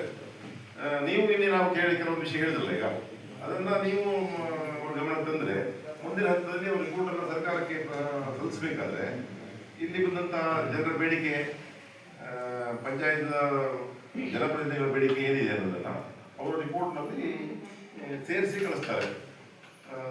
ಜೊತೆಗೆ ಅವ್ರದ್ದು ಹೇಳಿದ್ರಲ್ಲ, ಈಗ ಈ 5% 25% ಅಂತ ಅದು ಏನಾಗಿದೆ, ಈಗ 1 ಪಂಚಾಯತಿಂದ 2 ಪಂಚಾಯತಿಂದ ಈ ರೇಟ್ ಹೋದ್ರೆ ಸರ್ಕಾರದ ಹಂತದಲ್ಲಿ ಆ ಕಾರ್ಯಯೋಜನೆ ಬದಲಾವಣೆ ಆಗಬೇಕು. ಎಲ್ಲಿಂದ? ಜಿಲ್ಲಾ ಪಂಚಾಯತ್ ಆಗುವುದಲ್ಲ, ತಾಲೂಕು ಪಂಚಾಯತ್ ಆಗುವುದಲ್ಲ, ಸರ್ಕಾರದ ನಿಯಮಾವಳಿಗೆ ಬದಲಾವಣೆ ಆಗಬೇಕು. ಅಲ್ಲಿವರೆಗೆ ನಮ್ಗೊಂದು ಕಡೋಳ ಪಂಚಾಯತಿಂದ 1-2 ಪಂಚಾಯತಿಂದ ರೇಟ್ ಹೋದ್ರೆ ಅದು ಆಗ್ಲಿಕ್ಕಿಲ್ಲ. ಆದ್ರೆ ಎಲ್ಲರೂ ನೀವು ನಮ್ಮ ಪಂಚಾಯತ್ ಗಮನ ತರೋದಕ್ಕಿಂತ ಮುಖ್ಯವಾಗಿ ನಮ್ಮ MLA ಮೂಲಕ ಅಲ್ಲಿ ಚರ್ಚೆ ಆಗಿ, ಮಂತ್ರಿಮಂಡಲದ ಚರ್ಚೆ ಆಗಿ, ಅಲ್ಲಿ ಆಗಿ ಇದು ಪರಿಹಾರ ಸಿಗ್ಬೇಕು. ಬಿಟ್ರೆ ನಮ್ಮಲ್ಲಿಂದ ಇವರು ನಮ್ಮಿಂದ ಒಂದು ಠರಾವ್ ಮಾಡಿ ಲೆಟರ್ ಕಳಿಸಿದ್ರೆ ಅದು ಸರ್ಕಾರದ ನಿಯಮಾವಳಿಗೆ ಬದಲಾವಣೆ ಆಗಬೇಕಲ್ಲ. ನಿಯಮಾವಳಿ ಬದಲಾವಣೆ ಮಾಡಲಿಕ್ಕೆ ನಮ್ಮ ಒಂದು ಪಂಚಾಯತ್ ಸಾಧ್ಯ ಉಂಟಾ? ಎಲ್ಲ ಪಂಚಾಯತರು ಇದೇ ರೀತಿ ಬೇಡಿಕೆ ಬಂದಿರುವುದಿಲ್ಲ. ಈಗ ನೀವು ಹೇಳಿದ ಬೇಡಿಕೆ ಬೆಲೆ ಬಂದಿರುವುದಿಲ್ಲ. ಇನ್ನೊಂದು ಕಡೆ SC ST 50% ಇರ್ತಾರೆ ಒಂದು ಪಂಚಾಯತಲ್ಲಿ, ಅವರು ಈ ಬೇಡಿಕೆ ಹೋಗ್ತಾರ ಇಲ್ಲ. ಹಾಗಾಗಿ ಈ ಕೆಲವೊಂದು ಕಡೆ ನಾನು ಮೊನ್ನೆ ಹೋಗಿದ್ದೆ ಕಿಂದದಲ್ಲಿ, SC ST ಮನೆ ಇಲ್ಲ, ಆ ಫಂಡ್ಸ್ ಖಾಲಿ ಆಗೋದಿಲ್ಲ. ನಾವು 2 ಸಲ ಎಲೆಕ್ಷನ್ ಮಾಡಿದ್ವಿ, 3 ಸಲ ಮಾಡಿದ್ವಿ, ನಿನ್ನೆ ಮತ್ತೆ ಎಲೆಕ್ಷನ್ ಮಾಡಿದ್ವಿ. ಅಂದ್ರೆ ಮೆಂಬರ್ಸ್ ಒಬ್ರು ಎಲೆಕ್ಷನ್ ಯಾರು ಇಲ್ಲ ಅಲ್ಲಿ. SC ರಿಸರ್ವೇಶನ್ ಸೀಟಿಗೆ ST ರಿಸರ್ವೇಶನ್ ಇದೆ, ಖಾಲಿ ನಡೀತದೆ. 2-3 ಸಲ ಎಲೆಕ್ಷನ್ ಮಾಡಿದ್ವಿ. ಹಾಗೂ ಇದೆ ಎಲ್ಲ ಊರು ಬಂದಿರೋದು. ಈಗ ಆಕ್ಚುಲಿ ಇಲ್ಲಿ SC ST ಮನೆಗಳು ಜಾಸ್ತಿ ಇವೆ ಈ ಪಂಚಾಯತ್ ಎಲ್ಲ ಮುಂದೆ, ಹಳೆಕೊಡದೆಲ್ಲ ಜಾಸ್ತಿ ಇದೆ, ಜಾಸ್ತಿ ಇದೆ, ಕೆಲವು ಪಂಚಾಯತ್ ಇಲ್ಲ. ಹಾಗಾಗಿ ಇದು ಸಹಜ. ಈಗ ಇತರೆ ಸಮಾಜಗಳು ಜಾಸ್ತಿ ಇರ್ತಾರೆ ಅಂತಾರೆ, ಅದು ಒಂದವರು ಹೇಳಿದ್ರಲ್ಲ, ಅದು ಒಂದನ್ನ ಪರಿಗಣಿಸಬಹುದಿಲ್ಲ. ಅಂದ್ರೆ ಈಗ ಸ್ವಲ್ಪ ಫಂಡ್ಸ್ ಇದ್ರೆ, ಒಂದು SC ST ಮನೆ ಇದ್ರೆ ಈ ಮನೆಯಿಂದ ಇಂಥವ್ರ SC ಮನೆಯವರಿಗೆ ರಸ್ತೆ ಅನ್ಕೊಂಡು ಆ ಫಂಡ್ಸ್ ಅನ್ನು ಹಾಕಬಹುದು ಅಂತ ಮಾಡಬಹುದು. ಆ SC ಮನೆಯವರಿಗೂ ಯೂಸ್ ಆಯ್ತು, ಹಾಗೆ ಅವಕಾಶ ಉಂಟು ಗೊತ್ತಾ. ಈಗ ನಮ್ಮ ಊರೆಲ್ಲ ನೋಡಿದ್ರೆ ಅಲ್ಲಿ ದೇವಸ್ಥಾನ ರಸ್ತೆ ಬೇಕಾಯ್ತು, ಅಲ್ಲಿ SC/ST ಕಾಲೋನಿಯಿಂದ ದೇವಸ್ಥಾನಕ್ಕೆ ರಸ್ತೆ ಅಂದ್ಬಿಟ್ಟು ಹಾಕಬೇಕಾದ್ರೆ ಅದು ಊರಿನ ಎಲ್ಲರಿಗೂ ಅನುಕೂಲ ಆಗಿದೆ. ಪ್ರಾಬ್ಲಮ್ ಆಗ್ತದೆ ಸುಲಭದಲ್ಲಿ. ಈಗ ನಾಳೆ PDO ಅಥವಾ ಅಧ್ಯಕ್ಷರ ಹಾಕಿದ್ರು ಕೂಡ ಸುಲಭ ಬಗೆಹರದಲ್ಲ ಅದು. ನಿಯಮಾವಳಿ ಬದಲಾವಣೆ ಮಾಡ್ಲಿಕ್ಕೆ ಆಗುದಿಲ್ಲ. ಎಲ್ಲರೂ ಒಪ್ಕೊಂಡ್ರೆ ಅದು ಆಗ್ಬಹುದು, ಎಲ್ಲ ಸರಿತೆ ಮಾಡಬಹುದು. ನಾನು ಹಿಂದೆ ಮಾತಾಡಿದ್ದೇನೆ ಈ ವಿಷಯ ಹಿಂದೆ ಮಾತಾಡಿದ್ದೇನೆ. ಒಂದು ಕಡೆಗೆ ನಮ್ಮ SC/ST ಕಾಲೋನಿ ಅಲ್ಲೇ ನಾವು ಮೆಂಬರ್ಸ್ ಅದೇ ಇಲ್ಲಿ ಕೂಡ ಅದೇ ತರದ ಇದೆ. ನಾವು ಅದು ತಿಳಿಸ್ಬೇಕಲ್ಲ ಗವರ್ಮೆಂಟ್ಗೆ, ಎಲೆಕ್ಷನ್ ಕಮಿಷನ್ ಹೋಗ್ಬೇಕು ಮಾಹಿತಿ ಜನರೇ ಇಲ್ಲ. ಮತ್ತೆ ಅಲ್ಲಿ SC/ST ಅವರವ್ರ ಇದರಲ್ಲಿ ಪಾರ್ಟ್ ಅಲ್ಲಿ ಅವರು ಕೊಟ್ಟಿದ್ದಾರೆ, ಅದಕ್ಕೆ ಬೇಜಾರಿಲ್ಲ. ಒಂದು ಮನೇಲಿ ಇಲ್ಲ, ಅಲ್ಲಿ ಒಂದು ಮಜ್ರೆಯಲ್ಲಿ ಸಮಸ್ಯೆ ಆಗ್ತದೆ. ಪಂಚಾಯತ್ ಒಬ್ಳು ಲೇಡಿ ಅವಳು ಬೇರೆ ಇರೋ ಕಾರಣಗಳು ಅಲ್ಲಿಂದ ಯಾರೋ ಒಬ್ರು ಮದುವೆ ಆಗ್ತದೆ, ಮದುವೆಯಾಗಿ ಎಲ್ಲ ಉಳ್ಕೊಂಡು ಇಲೆಕ್ಷನ್ ಇತ್ತು, ಅವಿರೋಧ ಆಯ್ತದೆ. 2 ವರ್ಷದ ಖಾಲಿ ಇತ್ತು. ಮೊನ್ನೆ ಯಾರೊಬ್ರು ಮದುವೆ ಆಗೋದಿತ್ತಂತೆ, ಆಗ್ಲಿರ್ತದೆ. ಇವೆಲ್ಲ ಯೋಜನೆಯನ್ನ ಚರ್ಚೆ ಮಾಡಿ ನಾವು ಪ್ರಸ್ತಾವನೆ ಸರ್ಕಾರ ಕಳಿಸ್ಬೋದು, ಆದ್ರೆ ನಾವು ಕಳಿಸ್ಬೋದು ಪಂಚಾಯತಿಂದ. ಆದ್ರೆ ಅಲ್ಲಿ ತುದಿ ಮುಟ್ಬೇಕಲ್ಲ, ಅದು ಸರ್ಕಾರದವರಿಗೆ ಇದು ಈಗ ಬಹಳ ವ್ಯತ್ಯಾಸ ಆಗ್ತಾ ಇದೆ ಅನ್ನೋದು ಮುಟ್ಬೇಕಲ್ಲ. ಆ ರೀತಿ ನೀವು ಹೇಳ್ದಂಗೆ ಮಾಡಿದಾರಂತೆ ವಿಷಯವನ್ನ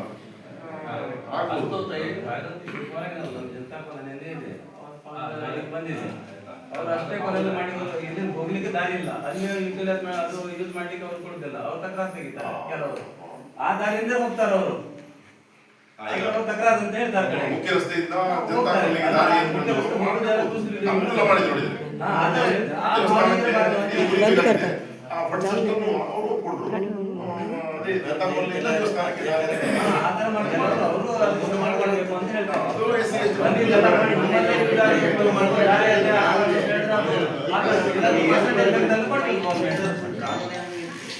ಪ್ರಶ್ನೆ ಕೇಳಲಿಕ್ಕೆ ಬಯಸ್ತಾ ಇದ್ದೇನೆ, ಏನು ತಪ್ಪಿದ್ರೆ ಹೇಳಿ ನನಗೆ. ಎಲ್ಲರಿಗೆ ನಮಸ್ಕಾರ. ನಾವು ನಾನು ಆಯ್ಕೆಯಾಗಿ ಮೂರು ಸಲ ಸತತವಾಗಿ ಆಯ್ಕೆಯಾಗಿದ್ದೇನೆ. ನನಗೆ 3 ಸಲ ಟ್ರೈನಿಂಗ್ ಕೊಟ್ಟಿದ್ದಾರೆ ಇವರು. ನನ್ನಲ್ಲಿ ಒಂದು ಪ್ರಶ್ನೆ ಕಾಡ್ತಾ ಇದೆ. ಟ್ರೈನಿಂಗ್ ತಗೊಂಡಿದ್ದೇನೆ, ಅದರ ಪ್ರಕಾರ ಮಾತಾಡ್ತಾ ಇದ್ದೆ. ಪಂಚಾಯತಿಂದ ಖರಾಬ್ ಮಾಡಿದ್ದಾರೆ. ಪಂಚಾಯತಿಂದ ಖರಾಬ್ ಮಾಡಿದ್ದಾರೆ. ಮಹಾದೇವ ದೇವಸ್ಥಾನ ಮುಂದೆ ಹೆಸರು ಕೇಳಿ ಗುಡ್ಡ ಕುಸಿತ ಅಂತ ಹೇಳ್ಕೊಂಡು ಒಂದು ಜಾಗ ಮೆನ್ಷನ್ ಮಾಡಿದ್ದಾರೆ. ನೀವು ಕೇಳಿ, ಇಲ್ಲಿಂದ ಖರಾಬ್ ಮಾಡಿಕೊಂಡು ಅಧ್ಯಕ್ಷರ ಸಹಿತ ಗಮನಕ್ಕೆ ತಂದು ಒಂದು ಜಾಗ ಕಳಿಸಿದ್ದಾರೆ. ಕೇಳಿದ್ದಾರೆ, ನೀರಾಧಿಕಾರಿ ಕಳಿಸಿದ್ದಾರೆ. ಅದೇ ಜಾಗ ಕಳಿಸಿದ ಮೇಲೆ ಎಲ್ಲ ಆಯಿತು, ಅದರ ರಿಟರ್ನ್ ಏನು ತಗೊಳ್ಳಿಲ್ಲ. ಅರಣ್ಯ ಇಲಾಖೆಯವರು ಏನು ಪರ್ಮಿಷನ್ ಕೊಡಲಿಲ್ಲ. ಮಾನ್ಯ ಮುಖ್ಯಮಂತ್ರಿಯವರು ಗುಡ್ಡ ಕುಸಿತ ಆದಾಗ ಅಲ್ಲಿ ಬಂದು ನೋಡಿದ್ದಾರೆ, ಹೋಗಿದ್ದಾರೆ, ಈ ಜಾಗ ಗುಡ್ಡ ಕುಸಿತ ಅಂತ ಹೇಳ್ಕೊಂಡು. ಈಗ PWD ಇಲಾಖೆಯವರು ಈ ಜಾಗದಲ್ಲಿ ಯಾರು ನಿಲ್ಲಬಾರ್ದು ಅಂತ ಹೇಳ್ಕೊಂಡು ವಾಹನ ನಿಲುಗಡೆ ಮಾಡಬಾರ್ದಂತೂ ಬೋರ್ಡನ್ನು ಹಾಕಿದ್ದಾರೆ. ಆದರೆ ಪಂಚಾಯತಿಯವರು ಮತ್ತೆ ಫೋರಂ ಮಾಡಿಕೊಂಡು ಅಲ್ಲಿ ಉಪ ಆರೋಗ್ಯ ಕೇಂದ್ರ ಕಟ್ಟಿದ್ದಾರೆ. ಇದು ನ್ಯಾಯಯುತವಾಗಿ ಸರಿಯಾ? ನಾನು ನಿಮಗೆ ಮಾಡಬೇಕಾದ ತಪ್ಪು. ನನಗೆ ಹಬ್ಬದ ಸರ್ ಟ್ರೈನಿಂಗ್ ಕೊಟ್ಟಿದ್ದಾರೆ. ಇದು ಕಾನೂನಿನಂತೆ ನಾನು ಸರ್ ಹತ್ರ ಟ್ರೈನಿಂಗ್ ತಗೊಂಡಿದ್ದೇನೆ 3 ಸಲ ಆಯ್ಕೆಯಾಗಿ. ಈಗ ಸರ್ಕಾರಿ ವೈದ್ಯರು ಅಲ್ಲಿ ವಾಸ ಮಾಡ್ತಾ ಇದ್ದಾರೆ. ಇನ್ ಕೇಸ್ ನಾಳೆ ಆ ಗುಡ್ಡ ಕುಸಿತ ಆದ್ರೆ ಇದಕ್ಕೆ ಹೊಣೆಗಾರ ಯಾರು? ಇನ್ ಕೇಸ್ ಫ್ಯೂಚರ್ ನಲ್ಲಿ ಆ ಗುಡ್ಡ ಕುಸಿತ ಆದ್ರೆ ಅದಕ್ಕೆ ಹೊಣೆಗಾರ ಯಾರು? ಪಂಚಾಯತಿ ಎಲ್ಲಾ ಫೋರಂ ಎಲ್ಲಾ ಸದಸ್ಯರು ಇದು ಗುಡ್ಡ ಕುಸಿತ ಆಗ್ತದೆ ಅಂತ ಸಭೆ ನಂಬರ್ ಹಾಕಿ PDO ಗಮನ ಕೊಟ್ಟು ಮೇಲಾಧಿಕಾರಿಗೆ ಕಳಿಸಿದೆ. ಇದು ನ್ಯಾಯನ? ಒಂದು ಪ್ರಶ್ನೆ ಕಾಡ್ತಾ ಇದೆ ಯಾವಾಗಲೂ. ನಾವೀಗ ನಾಳೆನೂ ಇದು ವಿಸರ್ಜನೆ ಮಾಡಿಕೊಂಡು ಹೋಗ್ಬೋದು. ಇನ್ ಕೇಸ್ ಫ್ಯೂಚರ್ ನಲ್ಲಿ ಅಲ್ಲಿ ಇದ್ದ ಸರ್ಕಾರದವರು ಸರ್ಕಾರಿ ನೌಕರರು ಅಲ್ಲಿ ವಾಸ ಮಾಡ್ತಾ ಇದ್ದಾರೆ. ಇನ್ ಕೇಸ್ ಅದು ಗುಡ್ಡ ಕುಸಿತ ಆದರೆ ಅದಕ್ಕೆ ಹೊಣೆಗಾರರು ಯಾರು? ನೋಡಿ, ನೀವು ಅಲ್ಲಿ ಇಂಥ ಸದಸ್ಯರಿದ್ರು, ಅಧ್ಯಕ್ಷರಿದ್ರು, ಎಲ್ಲರೂ ಇದ್ರು, ನೀವು ಕಟ್ಕೊಂಡು ಹೋಗಿದ್ರು, ಎಲ್ಲ ದುರ್ಘಟನೆ ಆಗಿದೆ ಅಂತ ಹೇಳ್ಕೊಂಡು ಇದು ನ್ಯಾಯಯುತವಾಗಿ ಲೆಟರ್ ಕಳಿಸಿದ್ದಾರೆ, ಇದೆಲ್ಲ ನಡೀತಿದೆ. ಇದಕ್ಕೆ ಮಡಿಮಾಗ ಸದಸ್ಯರು ಸಹಿ ಹಾಕಲಿಲ್ಲ. ನಾನು ಟ್ರೈನಿಂಗ್ ತಗೊಂಡಿದ್ದೇನೆ ಅಬ್ಬು ಸರ್ ಹತ್ರ. ಇದು ನನಗೆ ಅಬ್ಬು ಸರ್ ಕೊಟ್ಟಿದ್ದ ಟ್ರೈನಿಂಗ್ ಪ್ರಕಾರ ನಾನು ಮಾತಾಡ್ತಾ ಇದ್ದೇನೆ. ಇದು ಸರಿನಾ?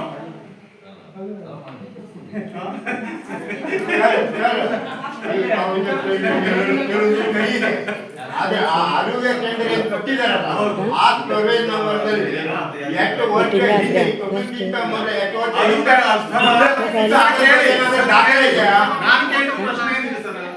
ನಾನು ಕೇಳಿದ ಪ್ರಶ್ನೆ